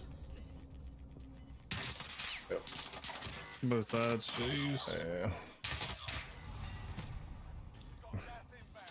Safe zone relocated. Oof. It's all up to you now. Go for the win. I thought we Yeah, both had I- way more kills than that last time. That time. I mean, we did a shit ton of damage. Yeah. I'll catch you later, buddy. Hey, man. Later, dude. Have a good night.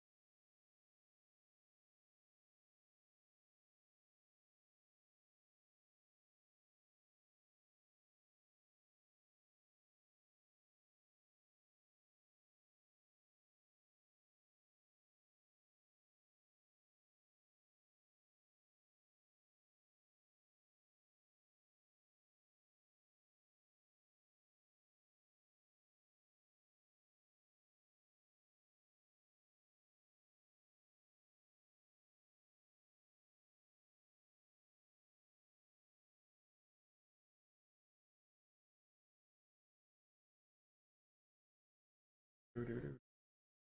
Ha ha ha ha.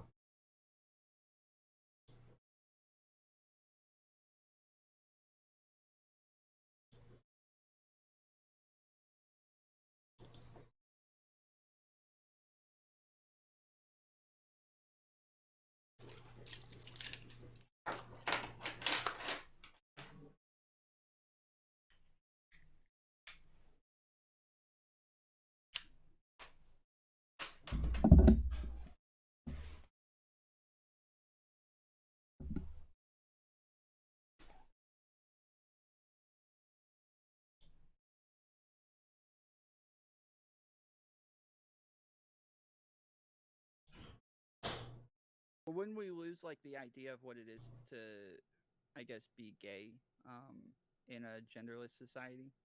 It's a real bit. That's a good question. I'm gonna leave that one to the future, and let them deal with that one because yeah, that's a well then it'll become a question of like I don't know, kind of back to like what Destiny was saying, right? Then is it like oh, are people actually more attracted to like femininity or masculinity? Maybe it turns out that actually everyone is just like some degree of pan on like a scale or a spectrum. Like I don't know. That's something that we're probably gonna have to deal with in the future. Yeah. Irrelevant. I mean, I would kind of agree with that. I think the vast majority of people are probably just attracted to like masculine or feminine characteristics. An example I like to use, um, there's a thing that some people say where it's like, you know, if you're not attracted to a trans person, are you transphobic or what have you? And I feel like a knee-jerk reaction on either side can be like yes or no. But like an example I like to give that like kind of shows why I think the language that we typically use, where like you're just attracted to men or you're just attracted to women, is really obsolete. Is let's say that you're attracted to an individual. Let's say you're a man and you have a wife that you love and they're incredible, and you're married for 15 years. But then they say, you know what, I've been struggling with this for a while. I'm going to self identify as a man, and I wish for you to use he, him pronouns, but don't change anything about anything else about their characteristics or who they are as a person, just the pronouns. That's it. Like, would you stop loving that person? I think any cognitive person would say, no, I'm not going to stop loving that person just because I have to use he, him. So that kind of like framework of thinking would kind of make it so that way you would necessarily, if you don't date a trans person, you would be transphobic if the question is phrased like that. And the reason why I think that question has merit is because it's really insufficient to be able to just say I'm attracted to men or attracted to women, right? Because let's you're a straight man, does that now make you gay or something like that? It's like by that argument, then nobody would reasonably be straight or even necessarily gay, because we can do the same example with two, you know, gay men or gay women. An exact same example would still hold. So it's like I think the language that we use around I'm a man attracted to men or I'm a woman attracted to men or whatever is kind of insufficient, and it's more about like characteristics or different things that we deem to be attractive, you know. I think that argument kind of explodes the whole concept of being attracted to men or women or what have you. So yeah. Yeah. I mean, I think what got me thinking about this is the last time I talked to Destiny was on a, like a Prime panel, and it sounded like Destiny, you were saying that like you almost psyched yourself out of being straight by like breaking down cultural norms to say that like what you thought you liked about women was actually just not, it wasn't inherent to women at all. Or just And like thinking about, you can think about like anything, any like preconceived notion of like that. Like there's a lot of people that would say like, oh, I'd never date a black person, right? But usually it's just because you've never met any black people. You just see them on TV and you think they're all like gangbangers or something. Like True. Like, thinking about it, and like breaking down those types of things in your head, I think is usually the best way to get over them. But I mean, like you're still allowed to have your preferences afterwards. Not everybody needs to be like a pansexual, vegan, trans loving, whatever, blah blah blah, whatever. Like not everybody has to be like the most like open, polyamorous, whatever in the universe. You can still have your preferences. It's just good to make sure that you know they come from a place of genuine desire and not like, oh, I think I have an internal fucking hatred for a certain group of people. Denims. I don't have a lot of opinions on gender abolition. I just haven't studied it nearly enough to be like to have some I think like the idea of everyone being like bi or pan makes sense or sounds cool or something, but I've also talked to people who are like very just like incredibly straight, and it seems to be like a preference in terms of genitals more than it is anything else. So I don't know how that would fit into the picture. Not something I've just like thought about and tried to figure an answer out with gender abolition. Dylan, you got a minute to take from yelling at your chat? Yeah, I'm sorry, I'm just, because now we've got back to the filibuster, so even if it was a simple majority, okay, Joe Manchin, it's still, Joe Manchin, it's still holding the filibuster, so we're back to square one, so we saw nothing, okay? Dylan, just leak the name of whoever keeps saying this shit. I just want to ban him from my chat. I don't want them to derail my chat room as much as they're derailing yours. Okay. Just leak me the name, man. Okay, so, I don't know. I don't know how to put this. It's not really a topic I engage with much. I just like being able to do men. I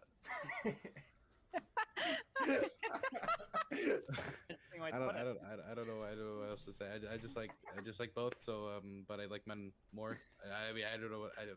I mean, I think like for me, I'm specifically interested in it because like, yeah, it's going to take a long time to do something like that. But if that's the option, if that's the direction that we think we're supposed to be heading in, then like that's we would want to raise our kids a different way, right? Like we would want to start like I think like lots of these things are already out there with like trans people becoming like more accepted within society. There's like butch lesbians. There's like lots of gay men are very feminine, and so like I think we're already kind of doing this, but I think we also like reinforce a lot of ideas of what it is like to be a man or to be a woman, like being a breadwinner or being a protector or you know, being dominant, being the person who like makes the first move.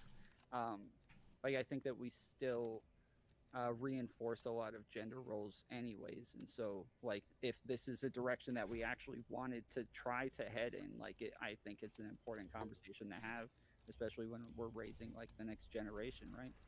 This is actually something I've talked to my partner about this for a while, and about like would we raise our children like genderless, and it's actually something like I have no clue like how to answer that, because like the logic's like, well, what if they end up being trans? And I guess it's just then then I guess it would make sense to do that, but like the odds of that are also like super duper low, but just in case, wouldn't it be the right thing? So I guess the thing we ended up like concluding on is like, well, I guess we just give them like a kind of more of a gender neutral name and just see how stuff goes. Basically, we just like we'll see what they do, and then we just follow.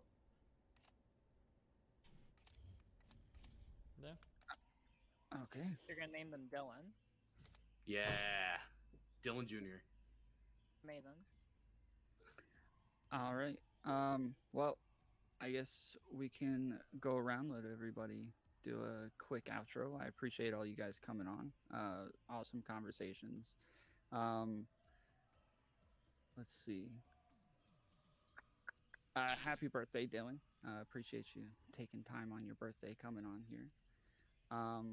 I will start with Irrelevant and go around. Hey, Twitch.tv/irrelevant. I like to do a lot of political content late at night. Anybody who doesn't know what time I stream, it's roughly speaking about 5 hours later than what time it is right now, 5 or 6 hours later than what time it is right now. So absolutely dead night shift type stuff. But I like to have fun at night. I have more energy at night. I'm trying to do more panels like this. Trying to make a comeback to panels. But, you know, with the schedule like that, it gets a little bit hard. Thank you for having me on, Tom. Yeah, appreciate you coming in. And then Riley? Yeah, hey everyone. I am Riley Grace Rochong, and I am the #1 Elder Scrolls Online streamer on Twitch. I think right now. I'm pretty sure. I haven't checked the numbers, but I'm pretty sure I am. And then I also sometimes talk politics, twitch.tv/RileyGraceRochong, and then Twitter, etc. I don't know. Check me out if you want to. Yeah, thanks. Denim. Hi, I am Denims, twitch.tv/Denims. I stream every day at 6 a.m. PST. I talk about politics, I cover the news, I react Andy. That's about it. Awesome. And then Dylan. Hey, I'm Dylan Burns TV. That's DYLANBURNS TV. You can find me on Twitch and YouTube. I talk to conservatives a lot. I try to engage with them a decent amount because I want to concentrate my efforts more talking with the right and engaging with the right and seeing what we can make of that. I host the Hippie Dippy Roundtable every Friday at 8 p.m. Eastern Standard Time, which is also uploaded on YouTube. And I also cover a lot of foreign policy content. I'm trying to play more games more and diversify my content, and I'm actually going full-time streaming now. So I'd appreciate if you supported me on either platform, and if you want to check me out on Twitter, that's DYLANBURNS1776, because I love this country. That's it. Awesome. And then Destiny. Hey, I'm Destiny. I stream such politics, philosophy, play video games. Awesome. Yeah, we're gonna still be streaming if any of you guys want to stick around and chat for a little while. You're welcome to stay. Outside of that, chat, appreciate you guys joining us and watching. We're streaming live on Facebook, YouTube, and Twitch. We do philosophy, politics, and religion mostly here on this channel. But I mostly stream like from 2 in the morning till 8 in the morning most of the time. And then on every Wednesday, we do panels. I believe next week we're going to be doing an all-leftist panel. So make sure you come back next Wednesday at 9:15 Eastern time. Outside of that, thanks for coming, guys. If you're not sticking around, you can go ahead and see yourselves out. Later. Bye. Get out of here.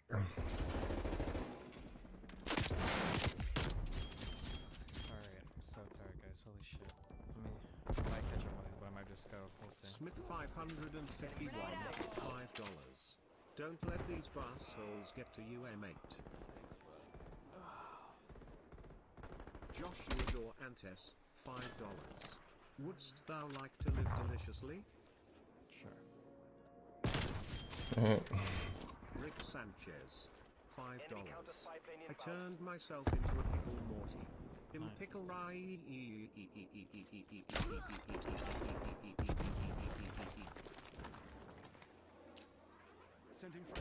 Michael Walsh, $9.99.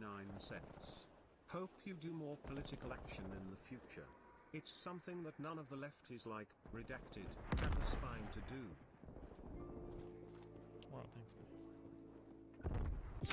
Wow.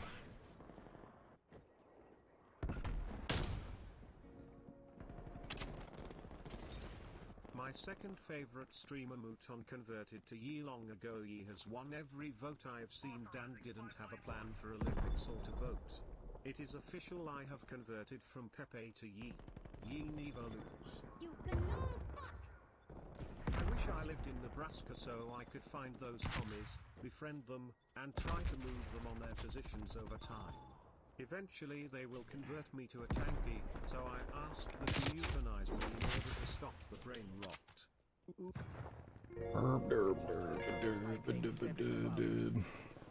Hostile spy plane established overhead.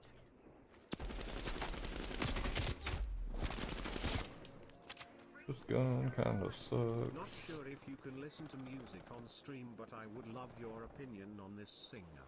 Gotcha. Ask me tomorrow and I'll give you my opinion. Do you know what YouTuber Joe goes? He now she transitioned and made a video about it. Destiny, I'm sorry, but I think it needs to be said. You are the Nick Fuentes of the left. Down pointing finger, duckers. Down pointing finger, right. Down pointing finger, duckers. Down pointing finger. Damn, I should have tried to get in the lobby. That would have been cool.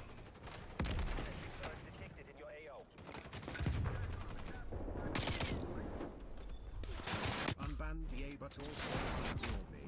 I mean, How in the fuck, dude? Multiple hostile spy planes detected. why people happy? Wait, people. Happy. EU frog fear. Used to prime southern stopped after the defeat. This event finally broke through. Left is a unironically Nazi tier now. What am I? Better intentions but much bigger power currently. Fuck. Did you just freeze my game? Who downloaded an ask me for something? Froze my game, motherfucker.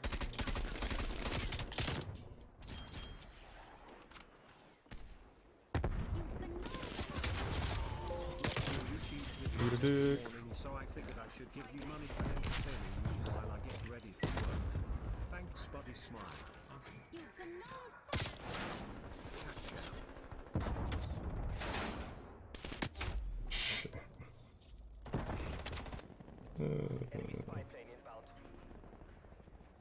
That was amazing.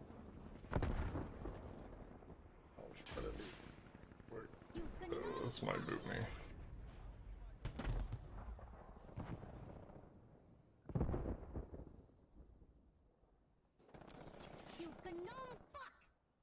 Dank memes. Dank memes.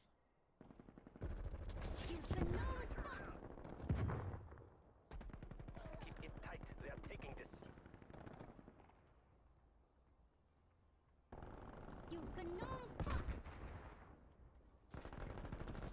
Multiple enemy sentry turrets active. Enemy care package above.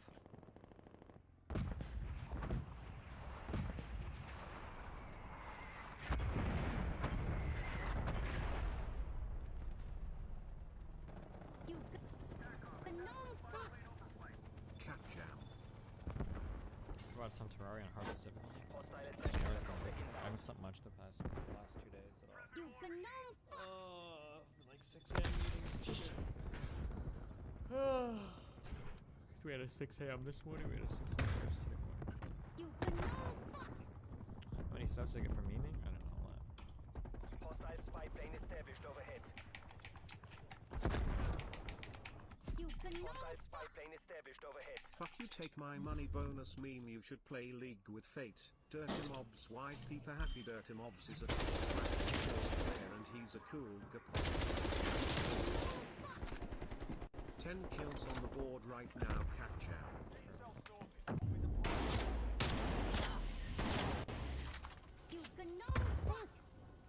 Good shit, cat jam. Cat jam. Did somebody say cat jam? Is that jam made out of cats? Get it? Oh, solo games?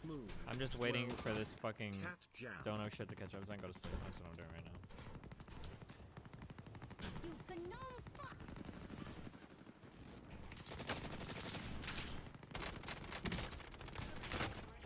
I fucking wrecked that guy. He's so fucking mad, dude. 10 kills, BB, I love you.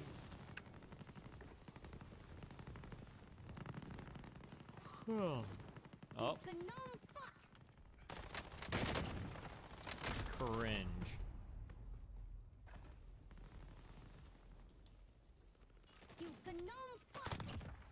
I'm ready to go to Tomato Town. Wide people happy.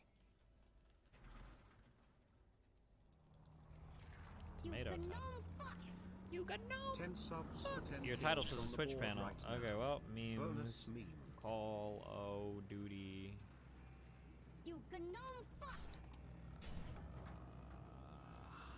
Memes. There you go.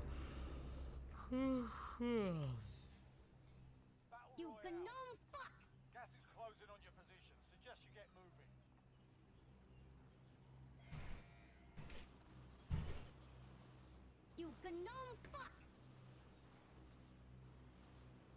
You're what? Did someone say a gnome fuck? Holy shit.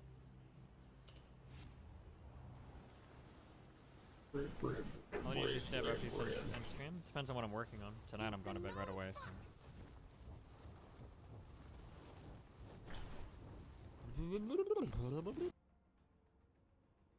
Different content. That's real.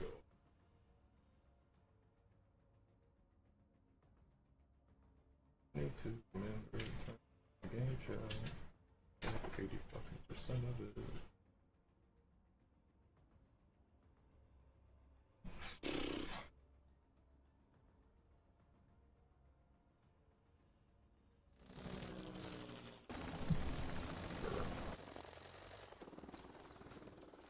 Imagine a world where the most powerful country on Earth in 2021 wasn't the United States, but rather Spain. Make the Soviet Union proud. Bro, I can't tell. I don't know why fucking I feel like Johnny Harris is like an op now or something. And instead of setting up military bases just in their own country, also set up crazy, bases all burp, around burp. the world. Lots of those bases are in former colonies, but also there's a bunch in the United States. Just imagine this. You zoom into Fayetteville, North Carolina, and you see a huge military base. It's not a U.S. military base. It's a Spanish base on American soil, with lots of homes for the Spanish soldiers Coming in and hot. their families, powerful weapon systems, Free. aircraft, all run by the Spanish military. Go inside of one of these bases, and it's all Spanish restaurants. Americans can't come in here unless they work for the Spanish government. And then imagine 100 more of these, all throughout the United States on American soil, and hundreds of more throughout the world. Or shift the scenario a little bit. What if it was a The American base in Ankara was the place where you could get the best pizza Napa gets slapped in all of Ankara, unfortunately. country that wasn't our ally? A country like China. What if they had military bases, not in the US, but right up close to our border? Did that what? Powerful weapon systems right off our shores in This islands. game's so janky, dude. If you're an American, you have to imagine what that would feel like. Likely, you already kind of know what this feels like. I know The literally United what this States is. has an extensive network of military bases outside of our border. Which is why I always fucking laugh when people try to tell me about like American imperialism from the American point of view. When like everywhere around the world we literally grew up with this shit. Hundreds of bases.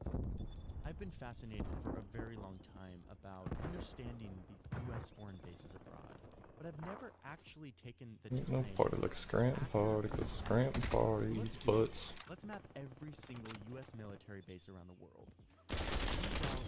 That's a huge. Damn, bro, sucks. Tough. The story of the men of the United States Army who made this project possible. The men never conquest. Bro, listen. Here, let me reduce it to a summary by pointing out like a cultural reference that you will understand. Enemy spy plane inbound. Key. It's a protection racket, just like the mafia. This is a full armored position. To give you an idea of size, each of those small dark squares includes more than 1,000 men. The United States military is bigger than any of us can really fathom. It's so big that even the U.S. military doesn't know how big the U.S. military is. Back in 2018, 1,200 independent accountants and analysts came in to try to audit the U.S. Department of Defense. Basically, Impossible. a paper trail of how big this thing is, how much money it spends, etc. And the Department of Defense didn't pass the audit. Like they literally did not have the documents or the knowledge to really piece together a full scope of what this organization is, how big it is, how much money it spends. So we don't know. Nobody knows how big the Pentagon is in all of its forms. All we do know is that objectively it is one of the, if not the largest and most powerful organization on the planet and in the history of humanity. I mean, if you have an organization that's more powerful than the Department of Defense in the history of humans, like, let me know. I want to know about it. But as far as I can tell, there's nothing bigger and more powerful than the United States military in 2021.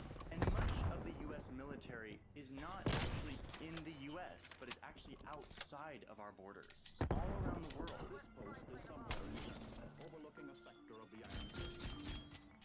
One of the first things that Joe Biden and his administration did when they came into power a couple of weeks ago down the road was ask for an assessment of how big is our military presence around the whole world. What is our strategy? And what actually does this presence look like? He's not good. Footprint. I like that. That's like a nice thing. Like, what's our footprint? How big is our footprint around the world?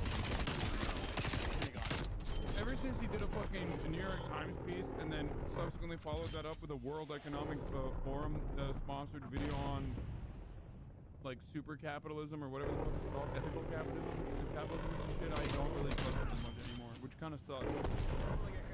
Because like, back in the day I used to know he was a liberal, but at least like I always thought like he was an honest liberal, you know what I mean? rather than like one who's like getting paid for that kind of talking point. It's going to start to assess that. So let's try to map every single United States base around the entire country. Let's do it.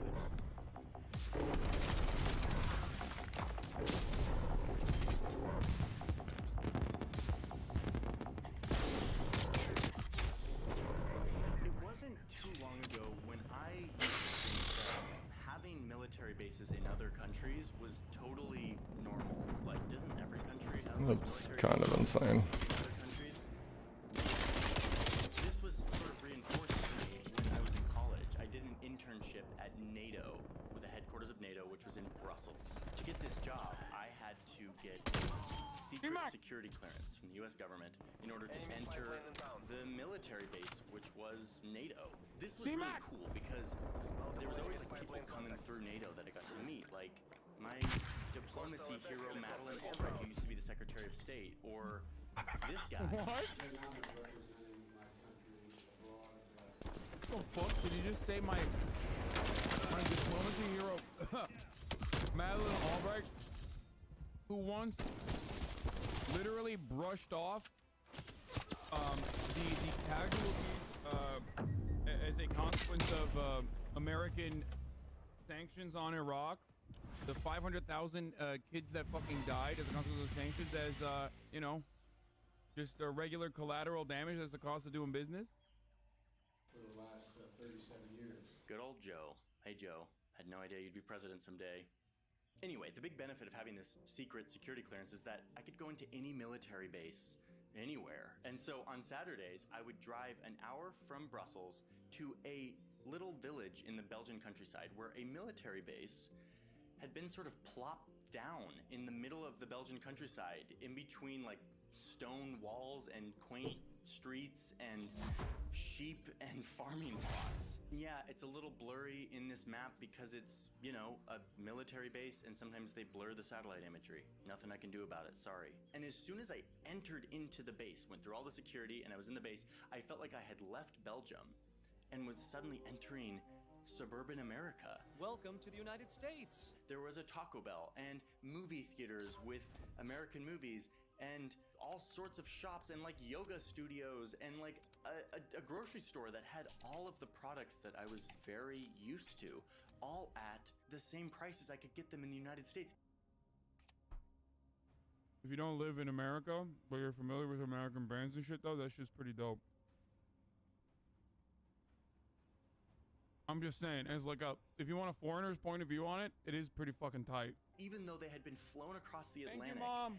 and brought to this place, which is a very expensive thing to do. It was a dream for me as a poor college kid living in Brussels and feeling a little bit homesick, to be honest. I hadn't really figured out culture shock at this point, so yeah, I kind of loved it. And I was, again, sort of like, doesn't everyone have military bases in other countries and they can sort of just go to their military base? And it was just, I was so naive. Alas, I've learned the truth.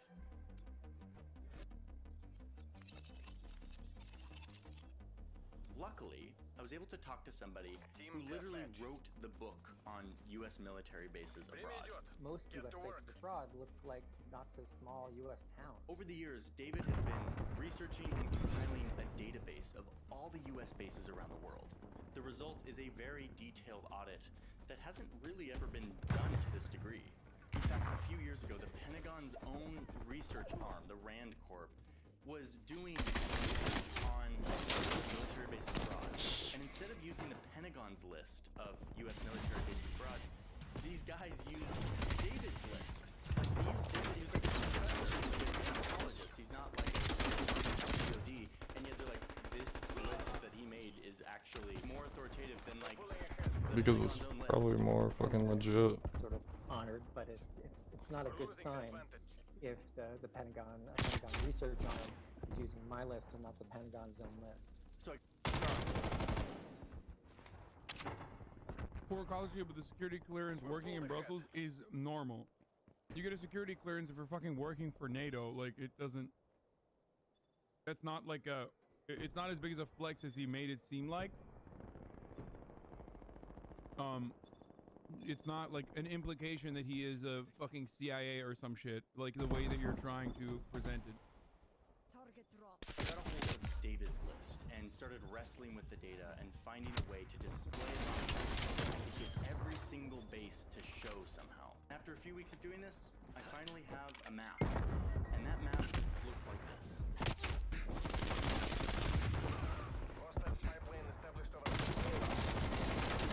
Fucking leftists don't know that though. U.S. military base or installation of some sort in a different country. Many of these dots are not placed exactly where the base is because many of these bases are clustered in areas, and if I tried to map them all in the exact spot where they really are, they would all just sort of stack on top of each other, and you wouldn't really be able to see them. But these dots represent every single base outside of the United States, from huge complexes the size of Rhode Island to small airstrips, little facilities that only house American drones or radar or supplies. This is all of them, and at least all that we know of. If you look at this map and you see a base that you know of that is not here, or one that is there that doesn't belong there, tell me about it. I want to know, because this is sort of hard information to ascertain. The Pentagon is not very transparent, and neither are host countries about where certain bases are and why they exist. Many of the bases around. Guys, this is just normal stuff, okay? We need to, you know, we need to lock it down, make sure that like everybody's doing all right. Bullshit. Due to an agreement between the two countries that is often not. It's just happy with it all. Like Stephen Crowder would literally look to that and point to that and be like, we're maintaining regional dominance and security for the rest of the world. And that's why we can't have fucking healthcare. Like Republicans literally look to that map and say, this is why you can't have healthcare. And there is truth to that, by the way, because that is an extremely expensive endeavor. But like, considering the fact that there is one in every fucking country, who are we protecting people from? Like ourselves? And the answer is yes. It is literally a protection racket, and you want to have a base in your country so you can be protected from the United States. Any errors here are not David's. All in all, the number here is about 750. 750 U.S. military bases, big and small, outside of the United States. By outside of the United States, I'm including U.S. territories that are not equal to the United States, like Guam, Puerto Rico, etc. But in reality, we probably don't know the real number because that data just simply is not inherently available to us. There are a couple major clusters here where the most bases exist. One major one is Germany, and the others are Japan and South Korea.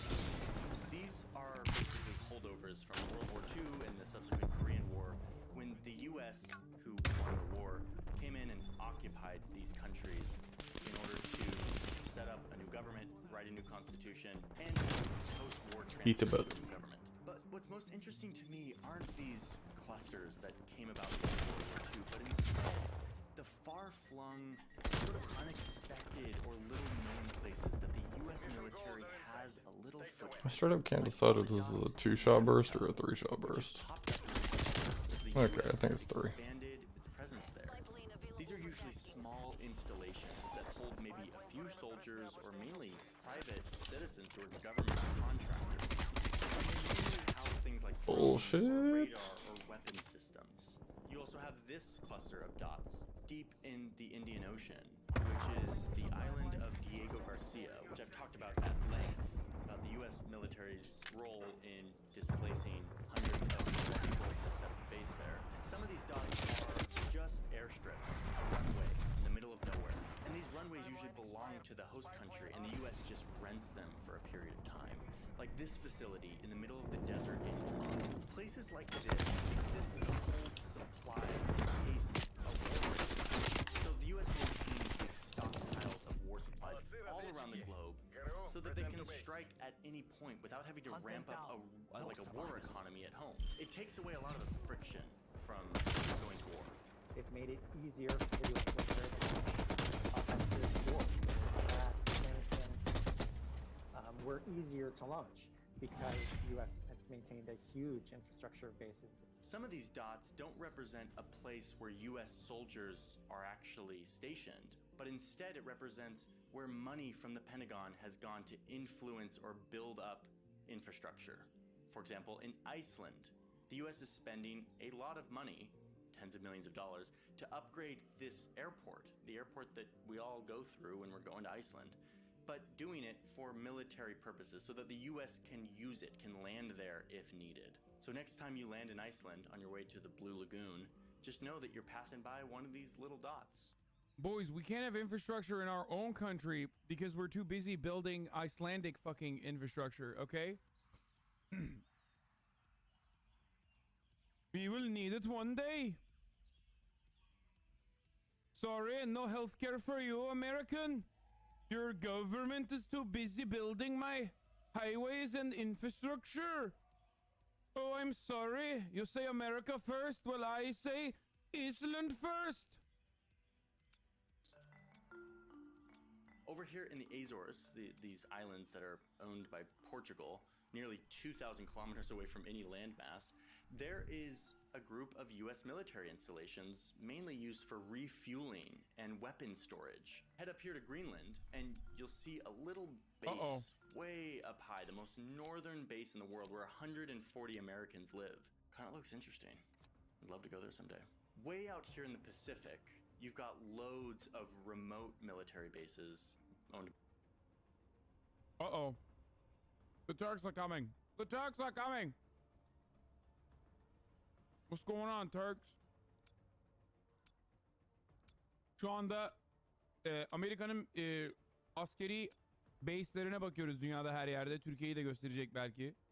Team deathmatch. Biliyorsunuzdur zaten. Ben şimdi İngilizce konuşmaya devam ediyorum arkadaşlar. By the United States. All right. Mainly small airstrips, like this base on the southern tip of this huge atoll of the Marshall Islands. All right, listen, I'm not going to explain every single base. There are 750, maybe 800. There's a bunch of bases. I just wanted to give you a flavor of what some of these look like. They're diverse, they're all over the place, and they're fascinating to me. I have been compiling accounts of people who live next to US military bases. Abi Türk olduğunu biliyorum. Accounts of people that I call on Instagram. Türk olduğunu biliyorum. Konuş. I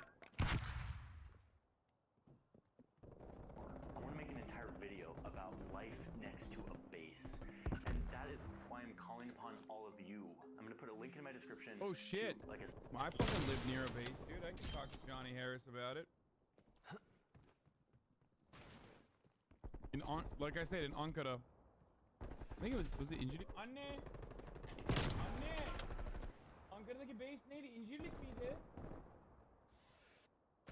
Yok, İncirlik Adana neresiydi? Adana o, Adana. Hayır, Adana değil arkadaşlar. Ankara'daki neydi ya? Ankara'da base mi vardı AK? Evet, tabii ki de var Ankara'da base. İncirlik Adana değil, İncirlik değil. Neydi lan adı? Malatya, Akıntı, no. Adana değil arkadaşlar. Ankara'daki base neydi? Ankara'da bir tane base var. Yok demeyin lan, var amına koyayım. Soruyu, hayır, işte Türklere soruyorum. Ha, Gölbaşı'ydı galiba değil mi? Gölbaşı'ndaydı. Etimeskut Airbase, Gölbaşı, I don't know. Etimeskut. Maybe, I don't remember. Anyway, I'm trying to figure out what the name of the air base was in Ankara that I went to, where I. No, we did go to the base. Yeah, where the good pizza was, and also where we played basketball. İncilik değil, İncilik Adana'da. Mürdet hava üstü. I don't know. Why do you sound so Turkish? Why do you sound so angry when you say Mürtet hava üstü? I don't. Mürtet? No. This is old, by the way. Türkler eski, ben yani kaç bin... Ne zaman anne? 2002 falan herhalde değil mi? 2002, 2003. Sadece Adana ve İzmir'de de var. Abicim Amerikan base'i vardı Ankara'da. %100.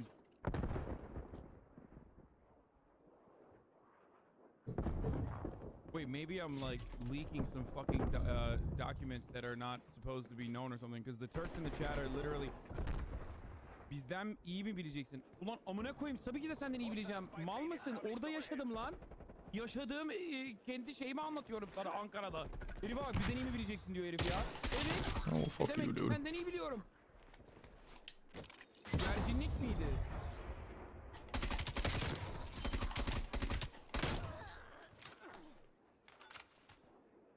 See, Americans, Turks do the same shit that you do as well.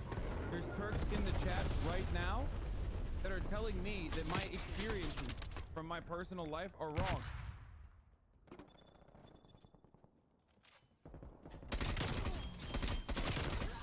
Like, some guys literally in the chat going, what are you gonna know better than me? I'm like, yeah, I am, clearly. Yarrağa bak, Amerikan dölü. Oğlum var ya, bu lafını var ya ağzına bir geri sokarım, kendine gelemezsin. 6 ay.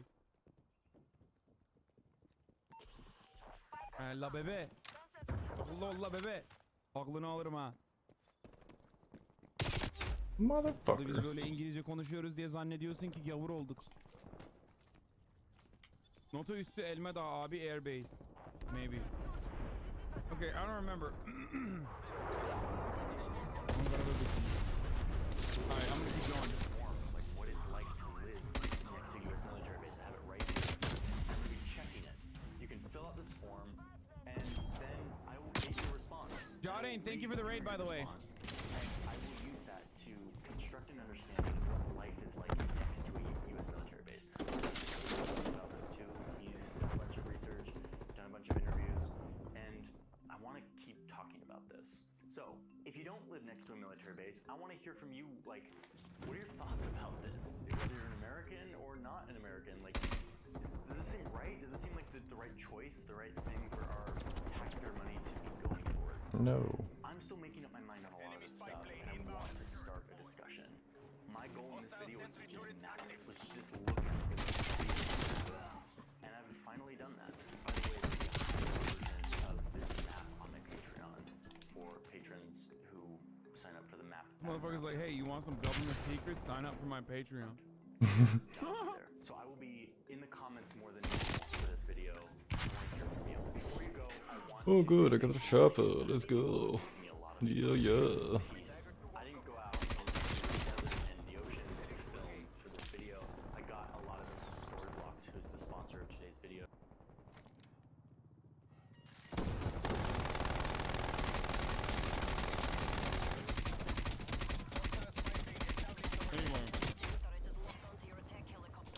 I haven't figured out where the base was. But we'll figure it out. I'll let you know.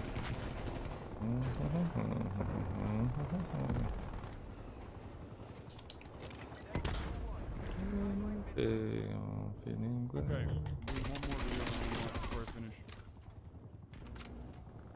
Because I want to eat my food and finish it first.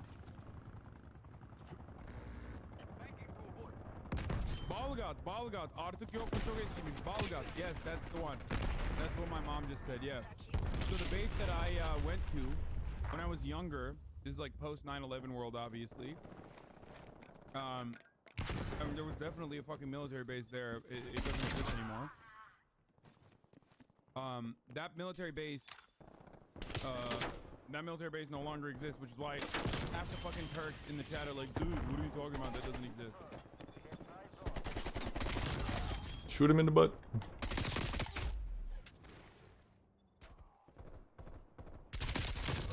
Johnny should ask the people of Okinawa how they...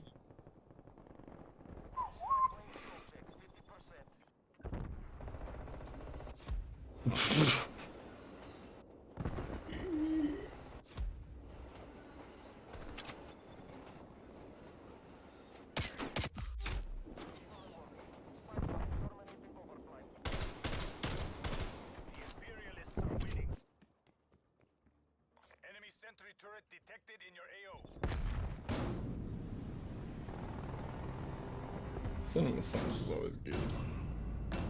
Always.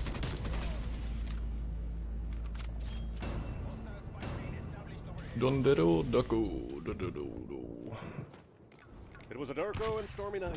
Donnie is clearly remembering the best parts of that hilarious and epic episode of Who's the Boss that aired the night before. If you can believe it, Mona got laid again. But also, how did he get all the way up on top of the mountain to begin with? If you told me he rode the bike, I will smack your face off, because that's a lie. I love this movie, but there's probably more slow-mo in the first 30 minutes than in the entirety of 300. Trampolines, day drinking, I'm voting for McDonald's. throwing your vote away. Also, this is just the movie's way of telling us this is a religious conservative household, and that she's the rebellious one. If you need one in therapy, then mom and dad can pay someone $200 an hour to listen to all your thoughts. Expositional arguing. Maybe spend less time laughing at your obviously corrupted daughter and actually eat that slice of pizza, Dad. Despite multiple bites, it's remained very much intact. There are somehow 4 lamps on in this dark-ass bedroom. Get better lamps. Look, anyone that can draw a human eye this well in high school should either be incarcerated or given an exorcism. Yo, how much security do you need in the primary bedroom? I understand the one lock, but that deadbolt is completely unnecessary. There's probably some nasty parent sex up in here. He's watching TV, but he turned on 2 lamps directly over his shoulders? Does he like glare? Because this is how you get glare. So he's sleepwalking and he's following a voice in his head, or both. Not sure I care either way. The movie's kind of vague about it. Frank the Bunny fell for the same gag Happy Gilmore did, and just seconds from now, the sprinklers all turn on and embarrass him. Stupid Frank. What a waste of perfectly good milk. Aha! I see Donnie is having to answer for late night sneakouts while his older sibling is not having to answer for hers. Also, older siblings. Guess he was sleepwalking. Watch out for that drool spot. Yes, let's make fun of the neighborhood kid we just found passed out on the golf course instead of, wondering if he needs help. How long was Donnie unconscious on the golf course? It looks like it's early in the morning, but they had enough time to get a goddamn crane in there to remove the debris? Does this small town have cranes on standby in case of situations like this? Private? Please. Okay, I know happy families are all alike, and every unhappy family is unhappy in its own way and all that, but these parents are unhappy dicks. I cannot shake the feeling that the two of them would be more concerned that the engine fell on Donnie's room and wouldn't even attempt to locate him during the investigation process this morning. How did they know for sure he wasn't injured in the crash until they lifted that f***er out of the house? I'm sorry, these parents are both the best and the worst parents in movie history. Freeze it here, goddammit. Why does a guy back here need a protective full-body suit, but this guy here does not? They are like 6 feet apart, and hardly any further apart from the engine than one another, signing important legal documents without a lawyer and without really even reading them. Is there any way we can make money from this? This girl Kardashians her family tragedy almost instantly. That's cold. This is arguably the best scene in the movie, and one of the best scenes ever to be paired with an iconic pop song. You get a sense of all the primary characters along with the space of the school and some significant plot development, all without a word of dialogue. Get that sin out of here! I love how this school has a dress code, but it doesn't make the boys button their top button or wear a tie. Like, their school dress code is weak, yo. Nonsense, everyone knows this isn't Seth Rogen's drug of choice. Also, I've seen some crazy shit in high school hallways, but even these douchebags wouldn't be openly snorting coke out in the wide open here. Even Sarah Michelle Gellar had the decency to do that shit in the bathroom in Cruel Intentions. Holy shit, that's the dude from ER, and holy shit, look at the size of that fucking beverage Drew Barrymore's holding. That's gotta be 48 ounces at a minimum. How's she not peeing herself right now? Donnie Darko, Roll credits.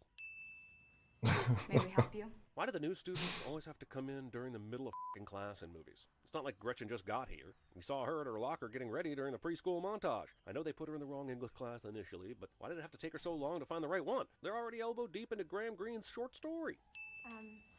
Where do I sit? Sit next to the boy you think is the cutest. Don't So we're not supposed to tell anyone what nobody knows. Organized religion. Man, movies where characters whisper and the audience can't hear it. Them. Them. Also, I can read lips. And she said, Shrek has a treasure for you, asshole. Look at the shadow behind Jake's head. There's no light source in this room that would cause that shadow. The light is on behind the therapist, but that lamp is shaded. There's a lamp to Jake's right, but that wouldn't cast a shadow perpendicular against the wall. Gah! Frank.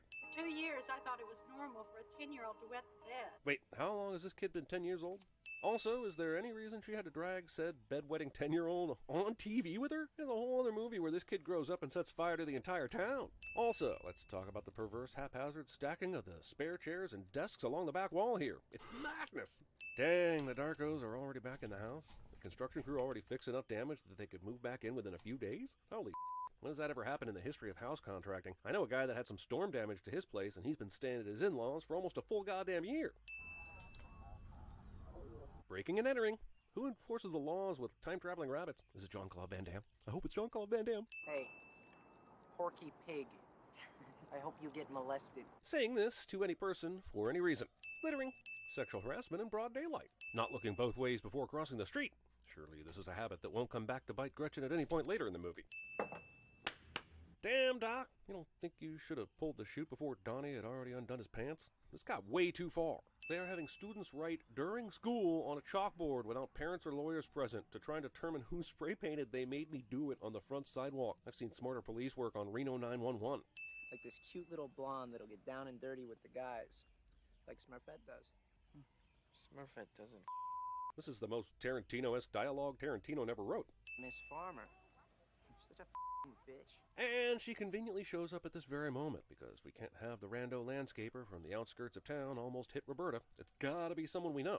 Okay, why is the time on this fucking sign? Parents are filing in. They heard about the meeting some way other than this sign. It's not like the parents were all gonna be walking by the school today to see this sign so that it could serve as a notice of the meeting. No, the sign is here to let people know what event is going on here right now. You know, so you don't confuse it with basketball practice or a parent-teacher conference. The time of the meeting is completely superfluous to the purpose of the sign. This woman hijacks the emergency PTA meeting about the vandalism to yell about banning a book being taught at the school. In other words, PTA meetings. Wearing your watch with a face on the inside of your wrist. Sure, many people did that in the late 80s, but it doesn't make it any less sinful. I'd send slap bracelets if they showed up in this motherfucker. Do you believe in time travel? Well, no, but I didn't believe in talking 6-foot rabbits until just recently, so...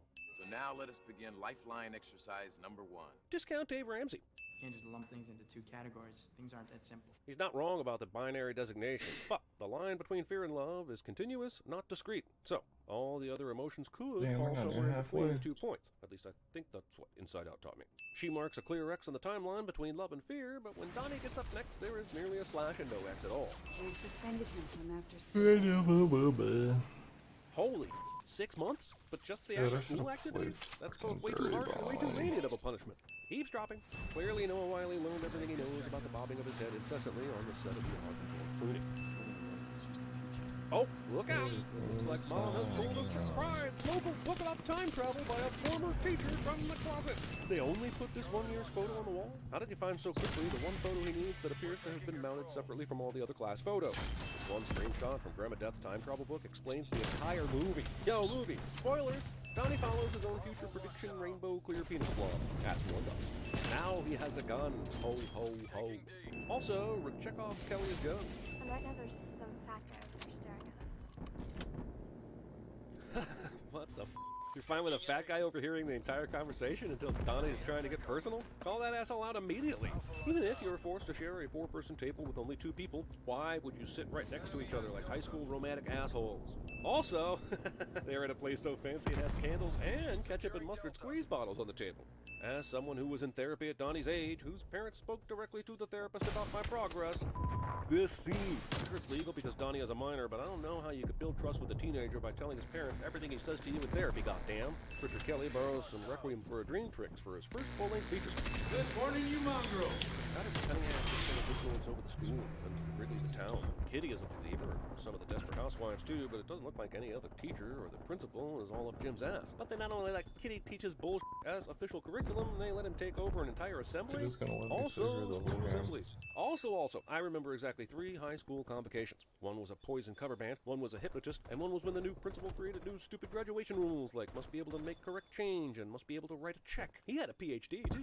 My stepsister, like, I sometimes worry that she eats too much. Shut up, Kim. God damn. Donnie goes off on this special speaker, and it takes all of the some time for anyone to stop him and shut off his mic. You ever heard of Grandma Death? Grandma Death is a local legend, and you know she just moved here a couple of weeks ago, dude. That's like asking someone who grew up in Montana and just moved to Nashville if they know about the Bell Witch, or that car that drives around town with stuffed animals glued all around the outside of it. Alas, I have not yet been elected Queen of the Universe. Of course not, silly. You don't elect queens. Didn't your dad, like, stab your Or where? This is why you don't Or talk why? about your personal shit on the second day in a new school Or when who? you're doing DIY witness Ma. protection, no? Or Huma. But also, no one else is here for Evil Dead. Okay, so either this is an Reaper. indictment on the low culture of this town at the time of this story, or it's an indictment on the movie theater manager that scheduled this film in this large an auditorium. Or the booking agent, my point is, someone... Wait, Frank, come back! Burn what to the ground? The movie theater? The giant eyeball that was on screen? The portal? Leaving your day to sleep at an empty movie theater? Oh, so burn it to the ground meant Patrick Swayze's house? That was super obvious. If Donnie can just intuit that, why's he gotta ask what happened to your eye and why do you always wear that stupid bunny suit? Now that was really something.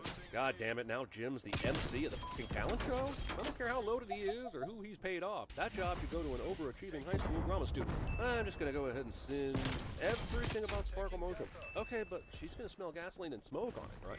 Right? He walks in, sits down, eats a tiny piece of popcorn, and that's when she wakes up? No one will be seated during the dad gets drunk and confesses all adults are bullshit scene. What exactly about my message? It's a lot of words. I am You know, sorry physics. that you have failed. What the f?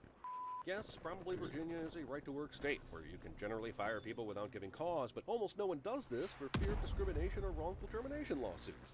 Also, as a viewer, I have no idea why she's being fired.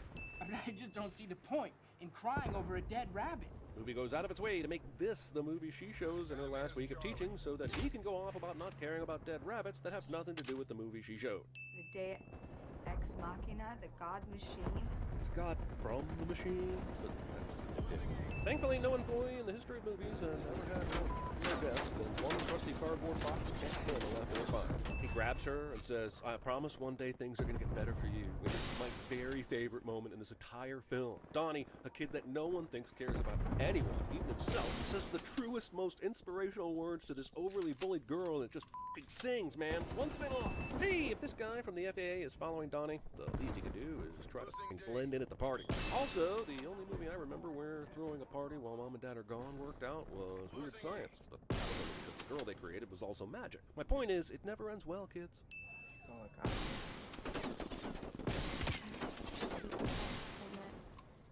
I should go to safe.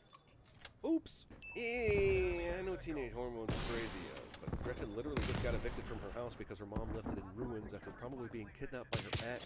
She's got nothing right now. Even if Donnie does know what he's supposed to do later tonight, this is a very weird time to go in for the whatever it is they end up doing. The four friends take off on bikes to investigate a thing during the climax, and I'm sorry, this movie is too f***ing weird to earn points with a discount ET scene. But also, look at all those paper bags on candles. This should all end in a horrible fire. God, the toilet paper too. Breaking and entering, part 2. Manipulated bullies. Donnie got back in a costume after the teen fling up at his parents' thing and still remembered to pack the piece in his skeleton onesie even before he started seeing the time dongs coming out. She says a storm is coming, and that's a cliche around these parts, Grandma Death. Not pictured, heard. Man, this place is f***ed up after the party. The only way out of this mess before the parents come home is if there's a separate tear in the space-time continuum via a portal that eliminates this tangential universe and sets things right with the primary universe, which occurs by manipulating the artifact back into the primary universe so that the fourth dimension doesn't collapse on itself, thereby destroying existence for all humans. How many days the shoot did Jenna Malone have to show up, get in makeup and costume, and play dead in his car? Dear Roberta Sparrow. Sudden end of movie narration. Donnie returned home and got in bed to complete the loop, sacrifice himself to save his girlfriend and probably also Frank. But just so I'm sure I'm reading this correctly, after Donnie sacrifices himself to the jet engine, that means Swayze Cunningham never gets exposed to kiddie pools, right? I can't play the music, but let me assure you that the movie is playing an amazeballs version of the song Mad World, performed by Gary Jules and Michael Andrews, and it's a perfect collage of everyone waking up in the primary world and kind of realizing some went down. And this is the last sin I'm taking off, I swear to God.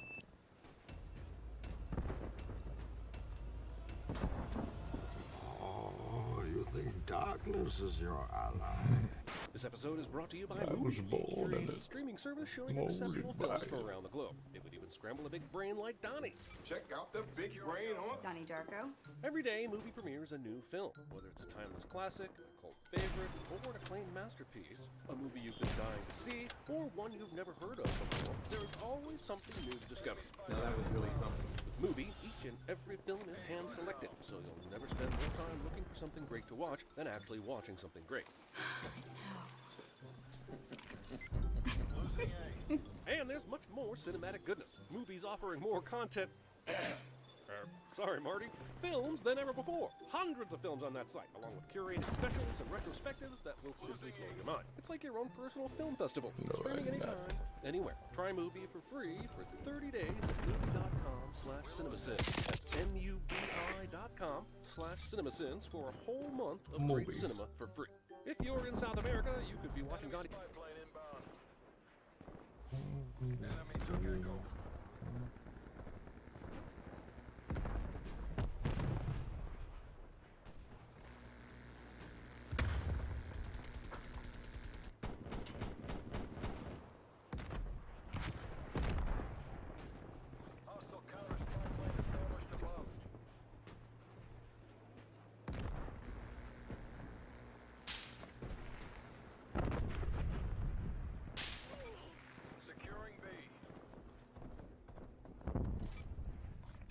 Echo.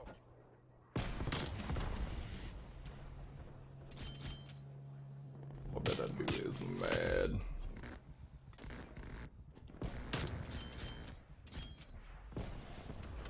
Locked down. Enemy spy plane inbound.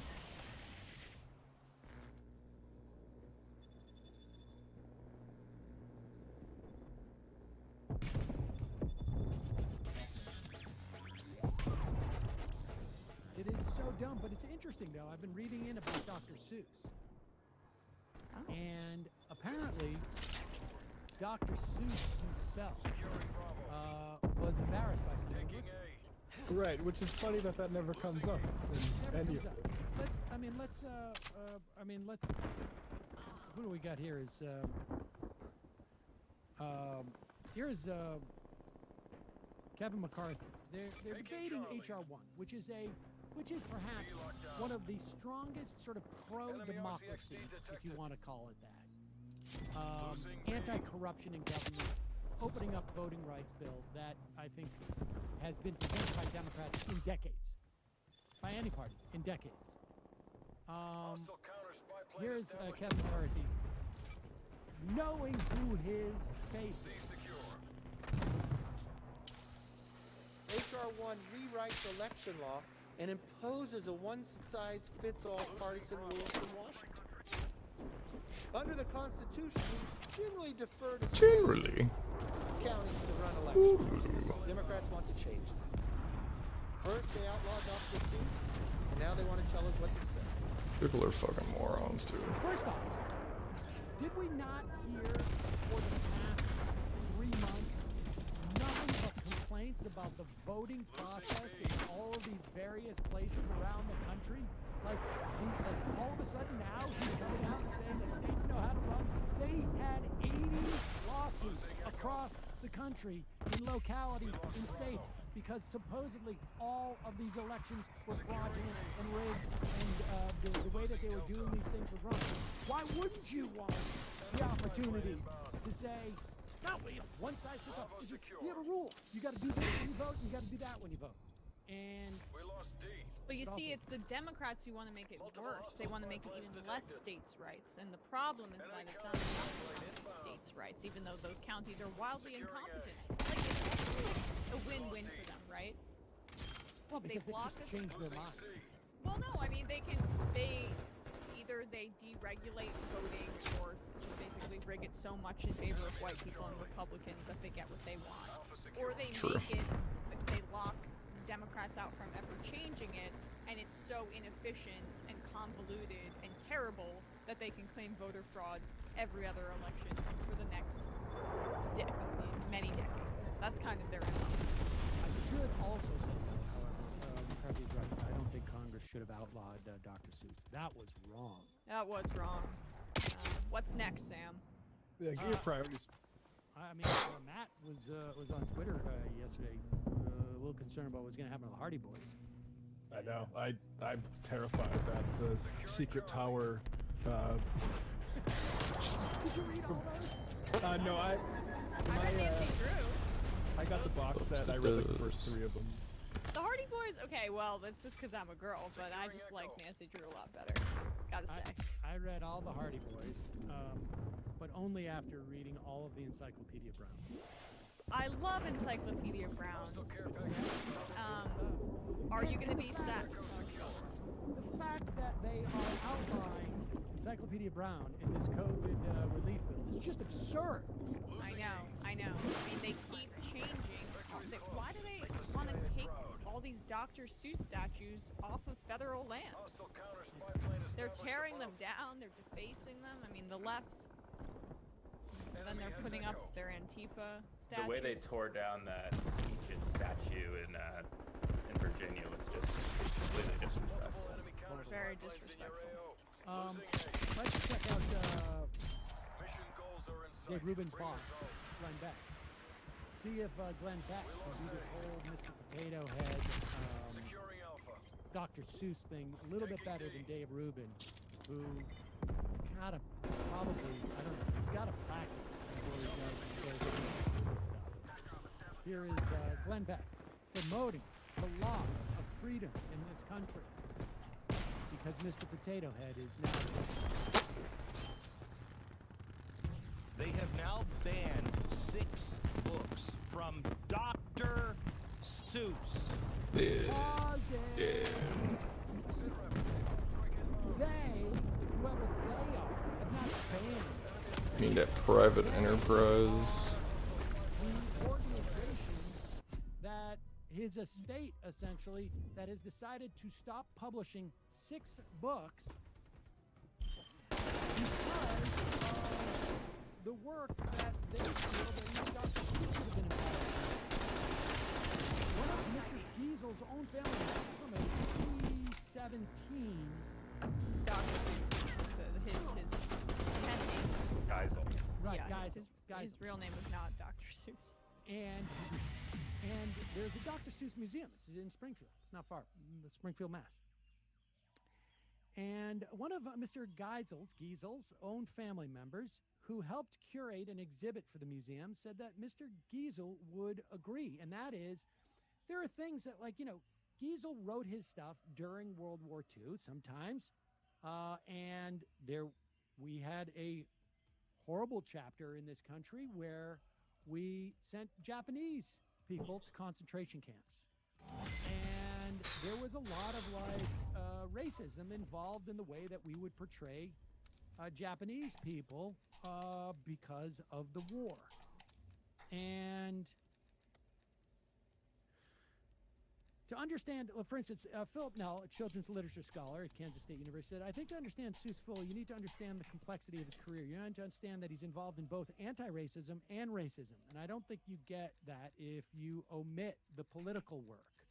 They were talking about looking at his stuff in the museum.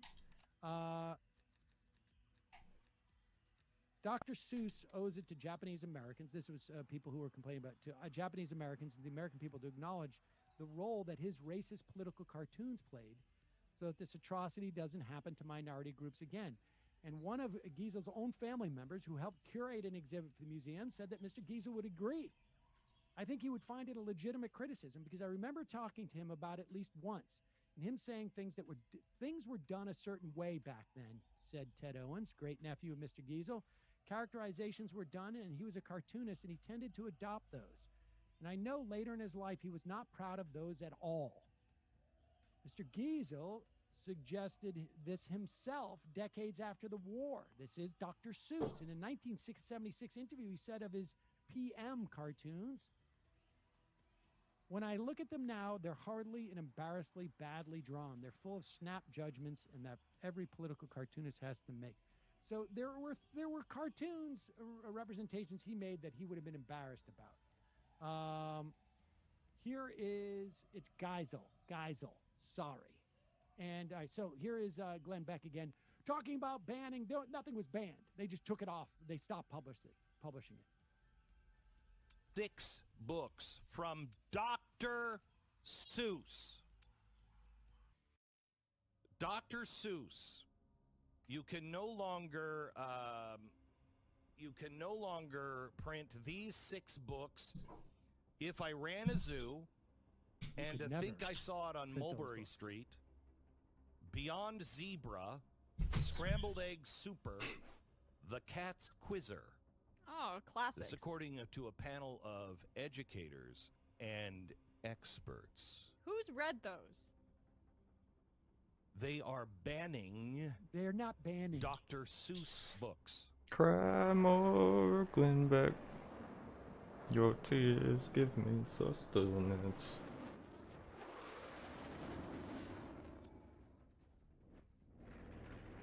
Fire team, infiltrate, identify, and engage.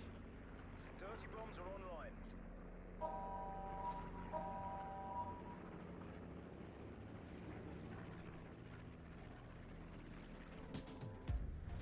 Welcome to Screen Crush, I'm Ryan Airy. So let's talk about the commercials in WandaVision. Episode 8 walked us through the greatest hits of trauma of Wanda's life, and these traumas roughly correlate symbolically with the 6 commercials we see in WandaVision. So still in this broken video, frame rate. I'm going to dive Cool. deep and break down what each commercial really means, and a couple possibilities for where they're coming from. Marshall McLuhan famously said, "The medium is the message." This means that when we study media, be it film, TV, YouTube videos, etc., that the way we consume the media is as important as the media itself. For instance, in the 1940s, there was a greater sense of national unity, and citizens packed into movie theaters. While today, we're more divided, and people prefer consuming content on their phones. I'm watching Iron Man 2 on my phone right now. Okay, you're not helping. So, think how this applies to the commercials in WandaVision. Commercials have one goal, to sell us something. So each commercial is trying to sell Wanda on some new idea. Each ad also represents a different era and the role that women played in that time period, and as a result, how Wanda sees herself. The earlier ads seemed like they were mind-controlling Wanda into being a better housewife. It's the go-to for clever housewives. While the most recent one for the drug nexus is telling her to leave that life and embrace reality. A unique antidepressant that works to anchor you back to your reality. So let's take a closer look. First, the Stark toaster oven. The first line sets the tone for all of these ads. Is your husband tired of you burning his toast? Each of these commercials is a commentary on how advertisers have targeted moms in an attempt to influence or control their buying habits, just as Agatha is controlling Wanda and the town is pressuring her into starting a family. Society has placed these same pressures on women for forever.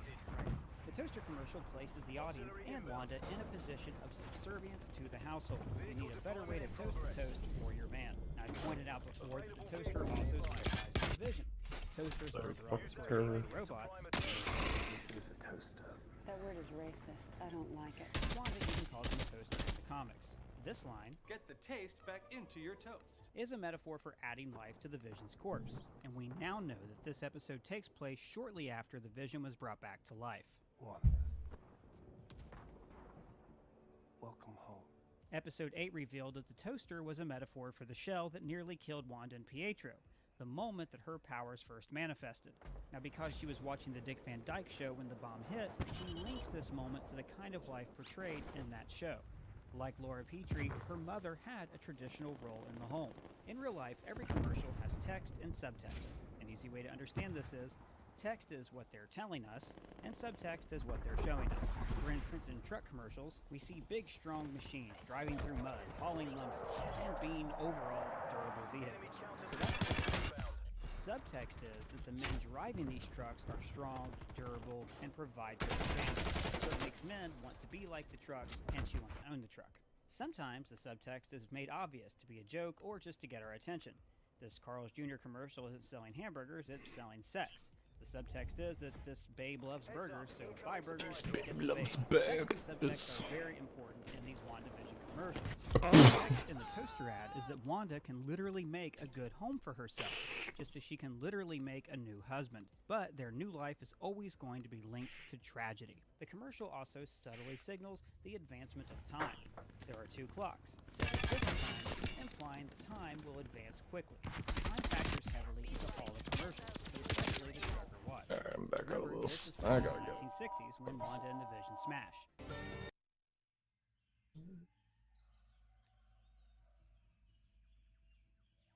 Book and copyright and